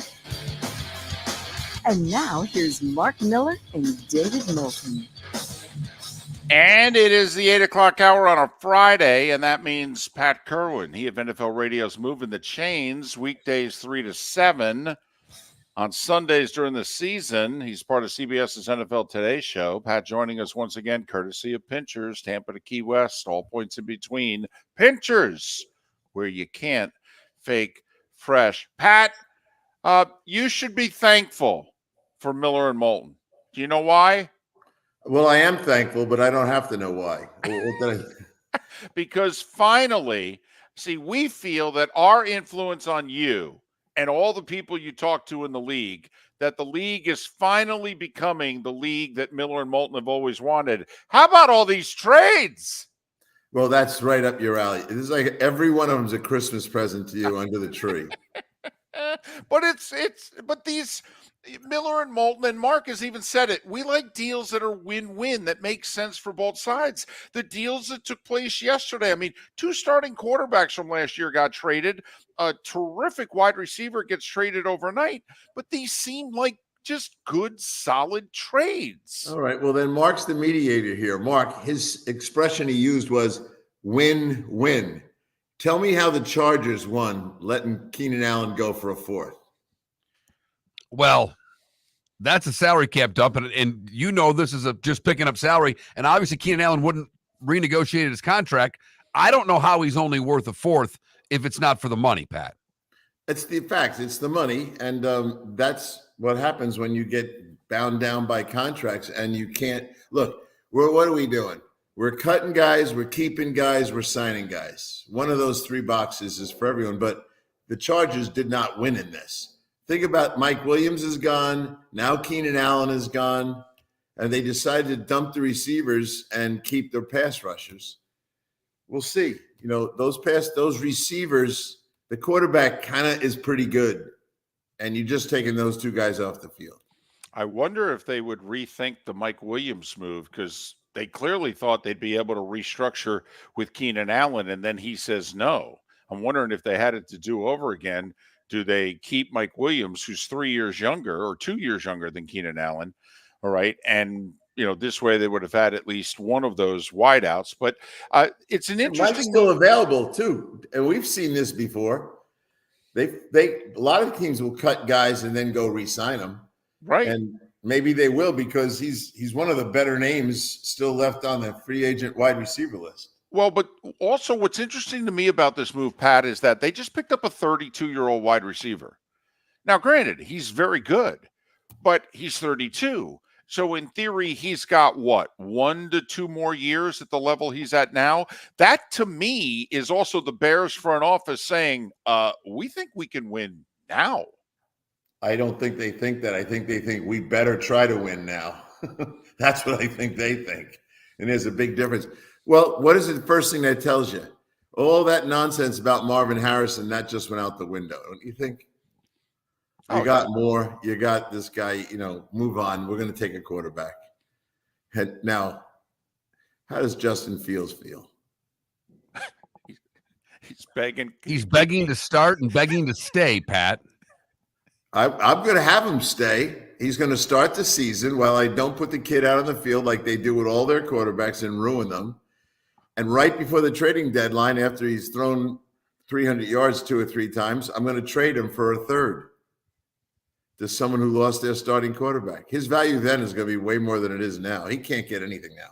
Not after Mac Jones went for a sixth.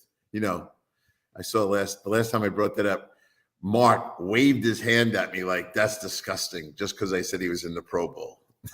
Well, yeah. There he goes again. The Pro Bowl does nothing for me, Pat, and you know that. I know. That's why I say it. You know, sometimes I think unless I spark you and get you going, we don't have any action here. How about Chase Young, fellas? How shocked is he? Yeah. No, I'm not. He hasn't done anything, and now he's walking around trying to get visits. Visits is a very bad thing. And I see Jadavian's on to his second visit. That means no offer at the first one. Yeah, it's visit season for a lot of guys, and I feel bad for him, but that's how it works. Can anyone of the three of us, because I can't, so it's down to you two, explain the Dallas Cowboys? Is it the Dak contract that's holding them back from doing anything, Pat? Yeah. And Steven's now defending it. Did you see Steven's quotes? I love those. All in doesn't mean free agency, you know. I love Steven. Protecting his dad. Good boy. Well, and then never mind the fact that there's also now an off-the-field matter involving Dak, which might actually become something. We shall see. But, Pat, how in the world could they not? I mean, it's not like this $59.4 million cap hit was coming as a surprise here. Plus, they've had a few weeks to work on this. I mean, how can they not get this done? This is organizational malpractice. And they're defending it. They're not sitting here saying, you know, we just can't get this done. We're trying. They're defending their philosophy right now of let's stay quiet and let's not do anything. Now, that being said, you know, I try to update this free agent list every day because it changes so fast. But there's an awful lot of guys out there that are one-year contract minimum wage guys now. And some of them have big names. Xavier Howard's out there. Quadre Diggs out there. Justin Simmons is out there. Their own left tackle's out there. If you need to get a backup quarterback, Tannehill's out there. There's a bunch of guys. Well, in the Cowboys case, Kevin Zeitler. Right, I was just going to say, in the Cowboys case, like Zeitler couldn't walk in today and be a starting lineman, and it looks as if you'll be able to get him for what, 5, 6, 8? I mean, come on. No, you can go get guys. I said it to you guys the other day. This is the Bill Belichick method before Stephon Gilmore. He never went into free agency until after 2 weeks. Now, the way we're signing and the acceleration of one-year deals, when you get to 100 one-year deals in the first 5 days, free agency is over. All the names I just mentioned, you can pick them all up on one-year deals cheap. So basically the rest of free agency, I mean, if you get a 2-year deal from this point on, you better go kiss the ring of your agent is basically what you're telling me. Yes. And, you know, so we had a couple 2-year deals last night, and I always keep my eye on that. And some of them are funny money. Cedric Wilson, New Orleans. New Orleans has to spread whatever they're giving them out. That's a 2. Deshaun Elliott, that was the other day. There's a 2. Yeah, it's kind of like 1 year all over the place. And the players have no leverage. Because here's what the GMs want to do. They want this to go away so they can go back to draft preparation. They don't want to be doing this overnight, all day, everything else. And they're not in their draft room. And I can remember the anxiety of this. You got your whole scouting staff is in there now working on the draft board. And it's big, long arguments and discussions. And let's watch the guy again. And maybe he's pick number 29, not 49. You know, all this is going on, except the GM and the scouting directors are being called out of that room and basically come in here. We can get this guy right now. It's a 4-year deal. Oh, no, make it a 3. We can't do a 4. All that stuff's going on. So they want to go back to the draft. That's really what they want to do. Because here come the pro days. And those guys want to get on planes and go to pro days, which I think is a waste of time. Have the Bills and the Dolphins had the same week, Pat, where they, for cap reasons, both had to let 8, 9 guys go? And they've replaced them. And some of the guys they brought in are good, but they've let more walk out the door than they've brought back, haven't they? Yeah, I think it's fair to say, you can't go by the volume of the signings. Miami's a good example here, and I don't feel like bashing them every day, but we asked the guy yesterday. You listed every guy you signed like they're great, and they're all journeymen. And I asked who's going to replace Wilkins' talent for talent, even Raekwon Davis' talent, and there was no answer. So, yeah, you can sign a lot of guys, but I'll agree with you. Not so much with Buffalo, but I will with our friends down South Florida, that those guys probably got worse. Not by a lot, but they got worse. But Buffalo certainly didn't get better, did they, Pat? I think I'm just stacking them up against Miami. Okay. Because that was really how the question was posed. If you just said, do I think they did great? No, I think they did better than Miami. Okay, but I think that I think Buffalo's roster was better Monday morning than it is now, was my point. That they both had to do what they had to do for cap reasons, made some tough calls, let some guys go, the Bills with both safeties, etc. And they'll replace them. And some of the guys they'll bring in are pretty good. Like, let's just say the Bills signed Curtis Samuel yesterday. Gabe Davis or Curtis Samuel? If all things were even, who would you rather have? Samuel. Interesting. Okay. I'd rather have Davis. I told you my description. No, here's the Buffalo description of Davis, and I've said this to you before. Some days you can't take your eyes off him, and the other days you can't find him on the field. He's a hot and cold guy. Curtis Samuel's big, physical guy. I much prefer him. Okay, fair enough. We all remember Gabe in the back of the end zone in a playoff game catching 2 touchdown passes. Yeah, against the Chiefs, looking like a number 1 receiver. Yes. Yeah, and then the next week you couldn't find him on the field. That's who he is. So I'm not a big fan. I think he's a 3, and he's supposed to catch the ball. That's his job. Catch the damn ball from a quarterback that knows how to throw. How much better are the Eagles? How much better are the Eagles? I think Saquon's going to be a factor. He's a receiving fool now. When you want to feature him in that part of it, he's going to make Jalen better. The run game will be better, and the receiving out of the backfield stuff will help for just get the young guy, the quarterback, to understand the check down game, and he'll be fine. So I think they are better there. I think, some of their signings, kind of like the Brandon Graham, that's just a courtesy one. They've got a couple of pass rushers. They probably could move a guy or two right now, and they're good at doing that. Yeah, I think they're better. And while the Dallas Cowboys are their main competition, they're not doing anything, and they need to. So I think Philadelphia nudged themselves right up against Dallas. Well, and I think the Jets have missed a golden opportunity in the East with Buffalo and Miami having to retool on the fly here. And the Jets, 10 seconds, Pat, are the Jets the better, same, or worse than they were when the week started? Well, it depends if a guy becomes vice president or not. That's all.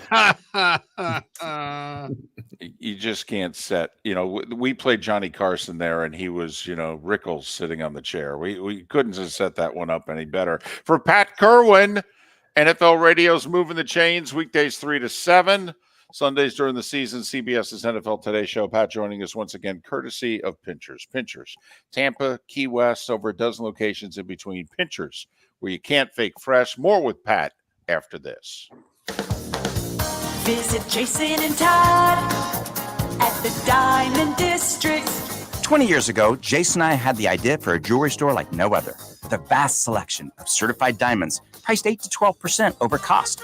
A team of individuals who are educated, driven, and believe in cultivating relationships. Today, we have become one of the largest independent jewelry stores in the country. Todd and I love what we do and are in the store nearly every day, along with our GIA gemologists, master jewelers, custom designers, and non-commissioned diamond consultants, all of which we consider family. As direct diamond importers, we travel the world, forging relationships and sourcing diamonds. What we love most about our business is that we can call Southwest Florida our home. If selection, value, and comfort are important to you, give the Diamond District an opportunity. You won't find a better diamond buying experience. Todd and I look forward to shaking your hand and welcoming you to our Diamond District family. At the Diamond District. Mark Miller for Molly Maid. Why Molly Maid, you ask? Trust. Moulton was a customer for 15 years. affordability. Didn't I just say Moulton was a customer for 15 years? Worry-free services. Our professional house cleaners are fully insured and a 24-hour warranty. Call Molly Maids today at 239-774-5839. That's 239-774-5839 or online at mollymaid.com/FTMYERS. That's mollymaid.com/FTMYERS. Hello, friends and family of Southwest Florida. Are you looking to tap into the electric vehicle market? Well, look no further, because we here at Southwest Florida Golf Carts have just what you need. E-bikes, golf carts, LSVs, scooters, and more. Come down and talk with one of our experienced sales reps, have a soda and a smile, and you could be cruising the streets in your new EV today. Stop by the store or visit our website at flgolfcarts.com and enter for a chance to win $100 off your next purchase by answering John's monthly sports question. You were listening to Miller and Moulton on the Florida Sports Network.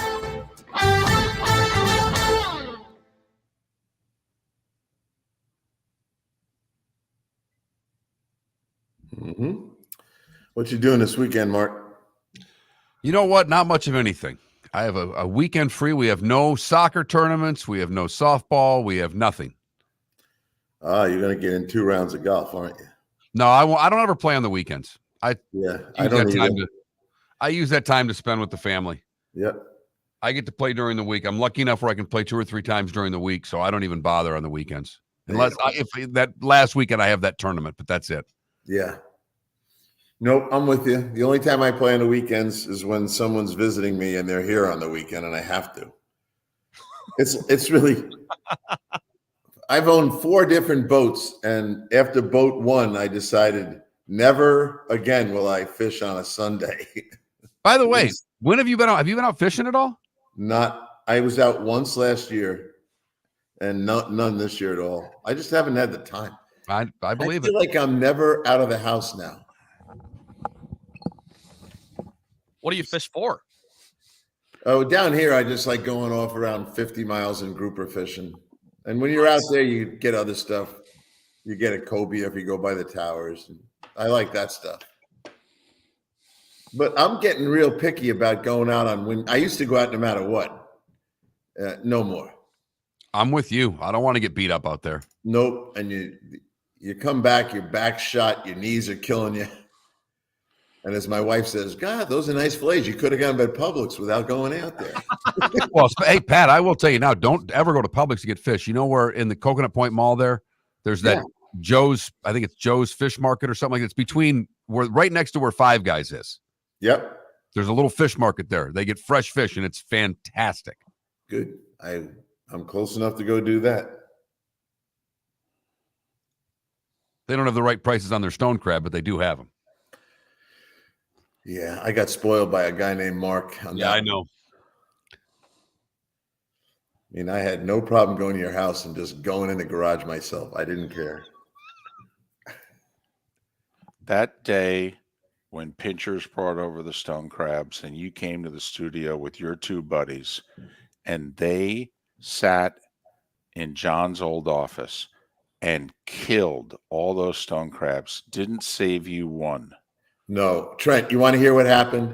Yes. So the head guy of Pinchers brought over everything, literally everything. A platter. And these probably 10 pounds of stone crab. That's and other stuff too.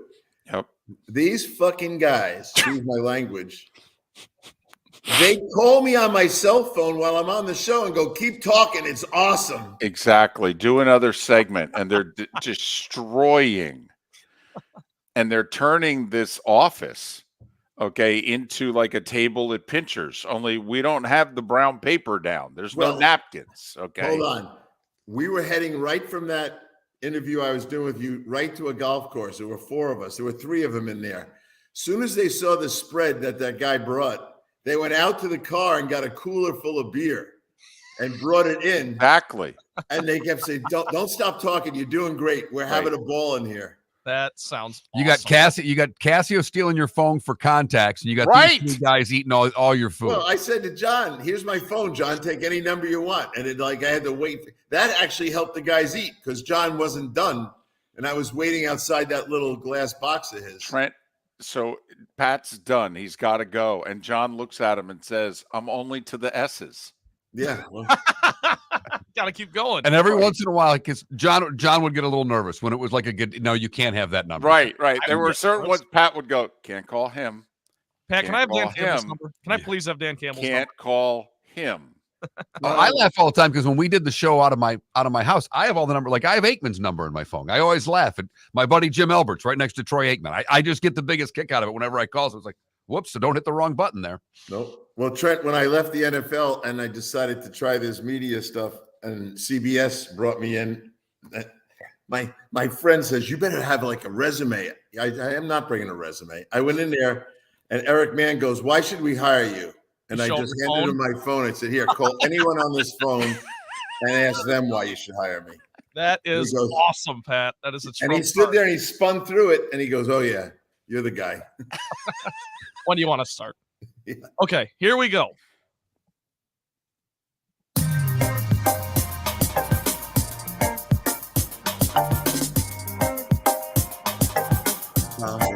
Welcome back to Miller and Moulton, only on the Florida Sports Network. 21 minutes past the hour, our remaining moments with Pat Kirwan, NFL Radio's Moving the Chains, CBS's NFL Today Show. Pat joining us once again, courtesy of Pinchers, where you can't fake fresh. All right. Do you like what the Packers have done this week? Yeah, starting with your Giant. Yeah. And I talked to McKinney after he signed, and he was extremely excited. And I think this is always an important piece to me. When you go to a team with history, generational history, and the Packers are one of those teams where they get excited about going there. They all imagine what it's like to play in the stadium. He was talking about the kids riding them on the bikes over to practice. All the historical parts to being a Packer make the contract's good too, but makes the whole thing exciting. I know from signing guys when we weren't very good, but we were offering a little bit more money than the next team and they would take it. They didn't come enthused. They just came, and it was a problem. I would never do it again that way. But when you're going to the Packers, you are really going to a place that kids dream about when they're growing up. So, yeah, I think I like them. I'll tell you who I like. I like a division, and I like the team in the division. I like Houston, and I like the South of the AFC. That thing is going to be good for a long time. Why? I mean, quite frankly, why is it that a division? They have cap space and quarterbacks. And Houston had both. And when that kid came into Houston, we've had this conversation before, but when you look at that thing and the way they're built, and then the internal warfare, Calvin Ridley, that made me laugh for about an hour. Oh no, he's going right back at 4:00 because then they don't have to give anything but a 3. Whoops, he's going to Tennessee. $50 million guaranteed. So they have money, they have young quarterbacks, and they all know that they have to fear each other. It's not a division with two teams that are deadwood. They're going to be pretty good for a long time. Although 2 of the young quarterbacks we're still unsure of, though, obviously. Correct. Richardson's only played 4 games, and Will Levis, he had moments, and he had moments last year. So, that's still up in the air, though. That's fair, right? Yeah, absolutely. But he's a first-round pick with talent. They all have young quarterbacks, and they all have cap space. And they're very aggressive right now. And Houston's killing it. And Nick's done a nice job of positioning himself to put this roster together. Now it's pretty dangerous. So I kind of like the South. And I say it because I thought the South was awful. I'm sure you guys thought it was awful. Sure. And it's not anymore. The other South was pretty awful. How good did Atlanta get? And what is their ceiling? Because at the end of the day, they spent all this money on Cousins. I don't think it makes them a Super Bowl contender. David says they're closer than I think. What do you think, Pat? I don't think they're Super Bowl contenders. But let's start with Cousins. What would give anyone the right to say he's a Super Bowl quarterback? He's never done that. So I do like that they got him, though. They had to do something to stay up with, Baker and Carr and everything else. It's not hard to stay up with those quarterbacks, but you better get one. So I think they'll be better. But here's another team I like, Tampa Bay. And getting a chance to talk to Levante David yesterday was always fun, and he's interesting. But that coach, one of the most underrated coaches in the league, players like to play for him. Look how well they did keeping their own. And they were good enough to win the division last year. Why wouldn't I think they couldn't do it again? Well, that's what I think has changed dramatically about the two Southern divisions is that we looked at them from afar last year and we said, well, they're one playoff team divisions and the one division's awful. That division's gotten so much better so quickly. And now, quite frankly, in the NFC, Pat, you could see where two playoff teams could come out of the NFC South. Yeah. And I like, look, I've been around trying to do this. It's hard to build teams. The two Souths, as you like to call it, I think have done a nice job, and they're going to be around in the middle of this race all the way. I hope Baker doesn't go backfire on everybody. He did a lot last year. And of course, if he does, everyone's going to say, we saw this coming.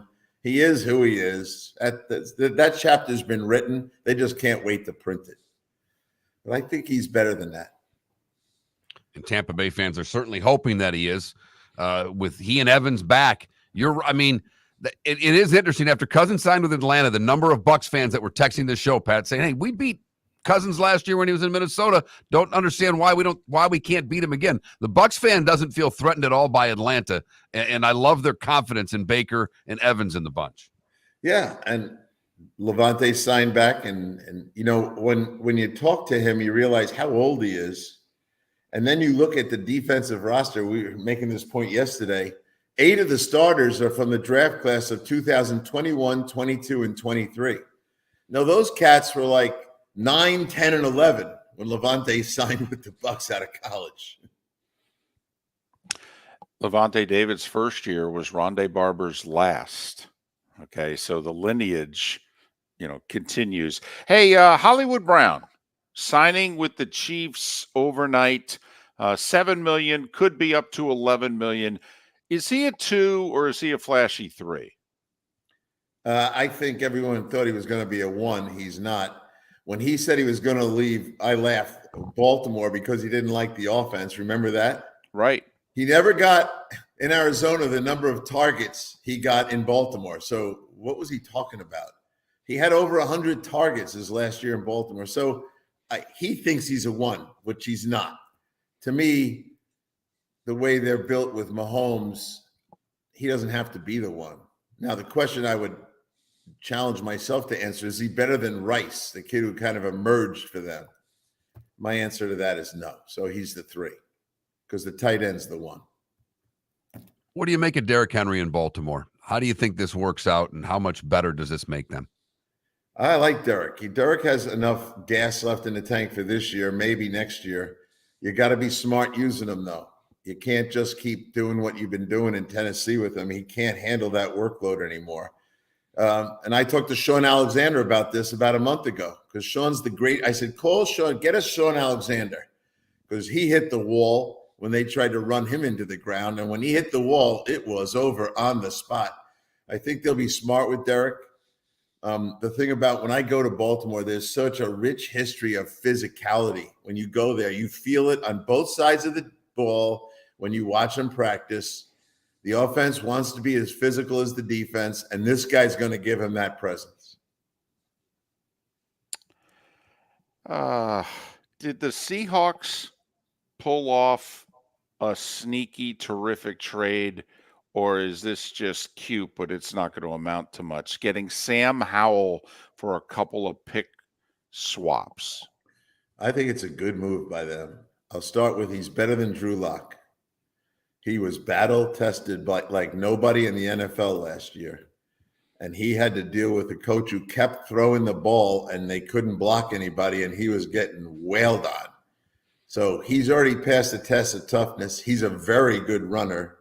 And he probably would enjoy a little rest after what he went through. So I do like it for them. And I do think when Geno's done, probably in 2 years, that he will be a legitimate candidate, for the job. I don't know if he'll win it, but I like the move. I also like, didn't they just go out and grab the linebacker from Buffalo? I'm not sure. I think they did. Taking your word on that. I think they did. Tyrell Dotson. Yeah, he Gotcha. did. Okay. That's the guy that they said up in Buffalo, take it easy, Edmonds. We can play without you. And everyone thought that was crazy. And that kid, he had those 75, 80 tackles. And that's because I'm on the word sneaky. I think they snuck up and got themselves a pretty good linebacker. They're a sneaky good team, and yet they may only be the third best team in that division. He's Pat Kirwan. NFL Radio's Moving the Chains. Give it a listen with Jim Miller weekdays 3 to 7. And Pat's appearances are brought to you by Pinchers. Pinchers with locations from Tampa to Key West and a dozen in between. Pinchers where you can't fake fresh. Pat, have a great weekend. Thanks for your time and your insight.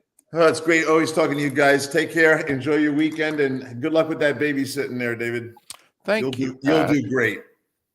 Bracket Dom is next. Located on the East Trail, locally owned Naples Tiki Bar and Grill is an outdoor eatery next to the Hitching Post Shopping Center. Island-inspired food with a true tiki theme. The best place in Naples to enjoy the beautiful weather in Southwest Florida. The Naples Tiki Bar and Grill offers a great menu for dine-in or takeout. Enjoy our famous pulled pork, huge burgers, and tiki bar cocktails. Don't miss happy hour every day from 3 to 6 and live music 7 days a week. See you soon at the Naples Tiki Bar and Grill, 11498 Tamiami Trail East. The law firm of Michael F. Hornung specializes in criminal defense, DUI, personal injury, nursing home claims, and auto accidents. I'm a former prosecutor with over 34 years of experience. The information I know is information you need to know. If you've been arrested for a DUI, time is of the essence to maintain your driving privileges. Call the law firm of Michael F. Hornung for a free consultation. At the law firm of Michael F. Hornung, we are committed to excellence in your representation. Being a local attorney with local knowledge is clutch to the success of your case. For over 30 years, we have successfully represented the citizens of Southwest Florida. For a free consultation, call 239-437-0095. That's 239-437-0095. Our offices are conveniently located in Fort Myers. Visit online at mfh-law.com. Hello, friends and family of Southwest Florida. Are you looking to tap into the electric vehicle market?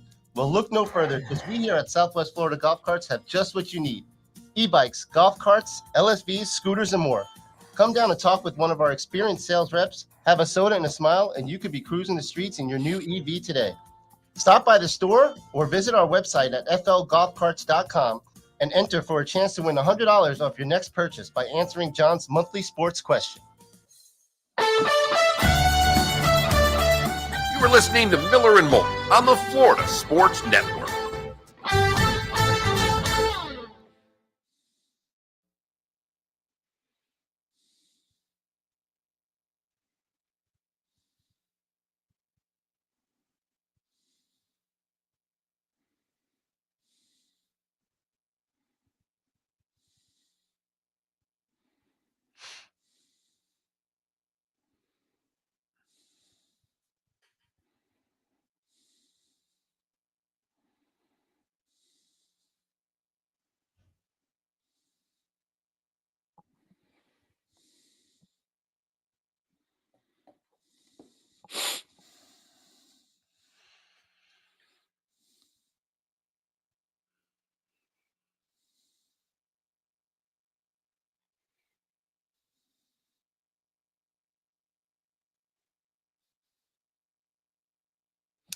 I mean, Cousins is better than Baker, though, RCB. I mean, you do have to acknowledge that. But yeah, they're, Evans not cheap, but short term, and Baker, as quarterbacks go, affordable.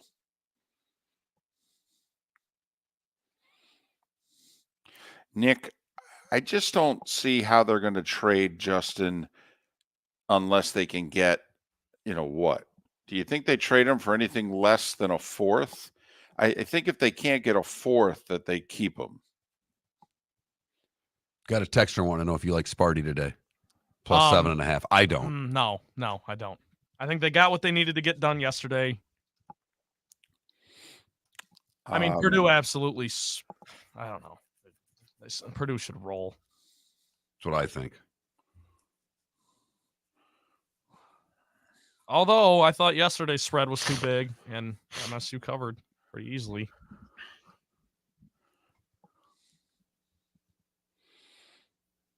Final segment, right? Yeah. Larry, we think it's an interesting move. Because he's 32. How much does he have left? Although with the Chargers, it looked like he had a lot left. And so then who's going to throw it to him this year?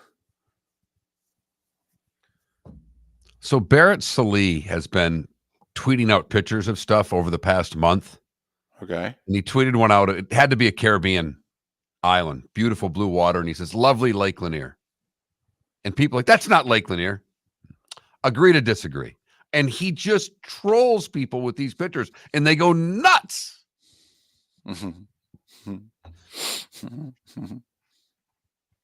He's without kick now. Oh, is he? Yeah.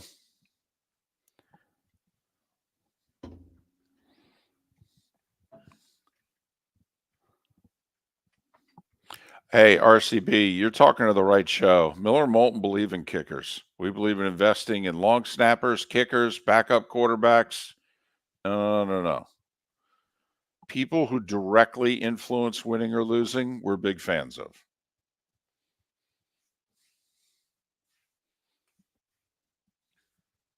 I don't know what's happened, but all of a sudden I pay for the Athletic and now it's saying my Athletic subscription doesn't work and I'm not very happy. I could see where you wouldn't. I've had a lot of problems with these guys. A lot. And it's not like you can call somebody and ask anything. No, that is, yeah.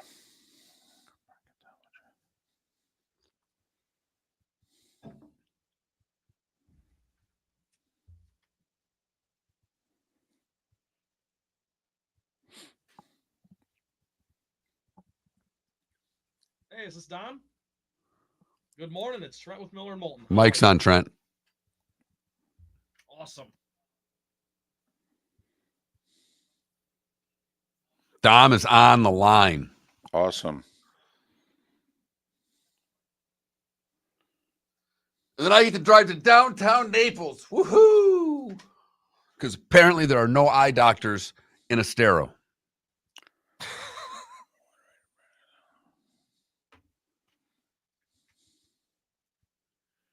This is going to be a great interview. I'm pumped for this. High energy? Oh, yeah. He's ready to go. I told him, I said, happy March. He goes, happy March indeed. Oh, what a time. I love this time of year. Amazing. And it's going to be the weekend here in about 20 minutes. Here we go.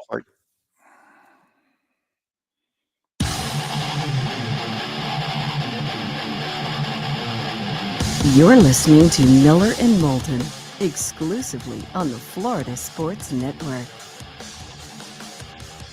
22 minutes until the top of the hour. Our final segment along the network, Miller and Moulton, millerandmoulton.com, Miller_Moulton on X. He is the #1 rated bracketologist in the country. He is Bracket Dom. You can follow him on X at Bracket Dom, and you can see his work at Bracketometry, bracketometry.com. Dom, it's David and Mark. Thanks for doing this. Good morning. How are you?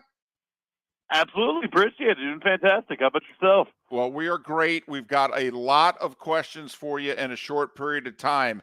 So right now, Dayton's loss in the A-10 cost somebody a bid. Who's your first team out? So right now, I think that's probably going to be Texas A&M. I might have still had them as my last team in, if not for that. But now it's looking more and more like they're going to have to get that win versus Kentucky to be on the right side of the bubble today. All right, Dom. I'm a guy that loves the mid-majors. I'm looking at your first four out. The first team I see is Indiana State. And it pains me because their net's high enough. What is it that keeps Indiana State out? And does it take a NC State beating Virginia to get them back in? Yeah, if NC State beat Virginia, Virginia could absolutely get pushed out of this field. Really hurt them that NC State pulled that upset over Duke. If Duke had won that, I think Virginia would probably be fine regardless. But yeah, if that were to happen, Indiana State might still have a chance. Yesterday was not a good day for them. It seemed like every single team that was right there on the bubble that needed a win got that win. Indiana State, you're right, their net is fantastic, but the committee really isn't looking at what a team's individual net is. That means a lot more for evaluating wins. So, like Indiana State being so high, that's actually bigger for teams who beat them than Indiana State themselves. Their actual metrics are kind of more towards the 40s, and they really just don't have that many quality wins. Their only win versus someone that's in the field is Drake, and they beat them 1 out of 3 tries, and their only Q1 win is at Bradley. I just don't know if that's going to quite be enough, even though they've been such a fun story this year. All right.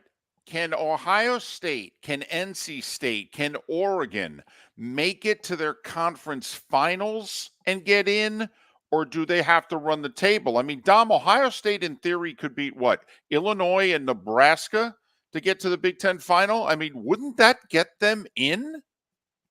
I think it actually, of those 3, that's the one that I think people aren't talking about that could potentially sneak themselves in. Now, the only argument against them is just that the committee doesn't always put a ton of weight on these conference tournaments in terms of the bubble and what teams are going to be in and what teams are going to be out. We saw Texas A&M make a huge run in the SEC tournament a couple years ago and look like they put themselves into the field and still not be left in because it was just too little too late in their eyes. The committee had already started meeting, putting everything together. Ohio State might fall victim to that as well. But their resume would certainly look like that of a tournament team if they were to make it. The other 2 teams you mentioned think they got to win the whole thing to be able to get in, and they would just be bid thieves. All right, New Mexico you have in. How sure are you on the Lobos making it? I'm feeling a lot better after their win last night. Now, like I said, they were certainly not the only bubble team to have a good day yesterday. If you had asked me at the start of the week, they beat Boise, are they in? I would have said almost certainly. I'm still leaning towards them being in at this point, but that bubble is so competitive that their bad non-conference strength of schedule and their Q4 loss still could potentially leave them out if they don't beat Colorado State today. I think they're in, but I'd still be sweating if I were them if I don't get a win today as well. Who lost yesterday that we can cross out now that you think, yeah, they're out? Yes. So I would say for sure Villanova with that tight loss to Marquette, they needed that one to be in. Wake Forest lost to Pitt. That was pretty much a bubble elimination game. Wake Forest is out, and same thing with Ohio State and Iowa. That was a bubble elimination game as well. With Iowa taking the loss there, I can't see them making it either. And last one would be Kansas State. With their loss to Iowa State, they needed that to get on the right side of the bubble as well. How good is Iowa State? I think Iowa State is fantastic. Now, I think they might also be upset prone potentially, just because they like to play kind of a slow, grinded out style that you get a mid-major that shoots a bunch of threes. They could be an early upset team, but they also match fantastically against the top teams in the country as well. So this is a team that we could be talking about losing round 1 or making the Final Four, and neither would surprise me, but they are a good team. Bracket Dom, not only is he the most accurate bracketologist last year, 67 of the 68 teams he had seeded within one line of where it is they ended up. Bracket Dom is how you follow him on X, Bracket DOM. All right, I left out Providence. Are they in that Ohio State, Pitt, jumble? Can they, if they get to the Big East final and lose, are the Friars in? See, I would say they're a little bit closer than that Ohio State jumble.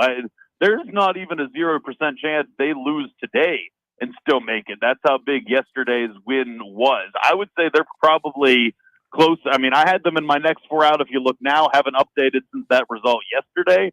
I think Providence is probably in that first 4 out now, kind of with Texas A&M, Indiana State, to where if they get the right results, they could certainly sneak in. But yeah, I would say a win today would probably get them in, and even with a loss, they're going to be right there in the discussion. Now, I know you have South Florida in. They've got to win the AAC to get into the tournament. Whose bid would that is? They're no chance for an at-large, so they're stealing. That's a bid that could be there, right? Exactly. Yeah, and if FAU were to, FAU is going to be in regardless. If FAU wins the American tournament, thus knocking out South Florida or whoever else that bid thief would be, that would open up that extra spot that potentially Indiana State, Texas A&M, Providence, Pitt, one of those teams that I'm probably going to have just outside could potentially sneak themselves into the field without having to get another win today. Okay, so you feel about FAU the way we all felt about Dayton. Dayton lost, but it's a bad loss, but they're in. If FAU were to lose today, Dom, if FAU were to lose today in the American quarters to North Texas, are they in enough where they could survive a loss today?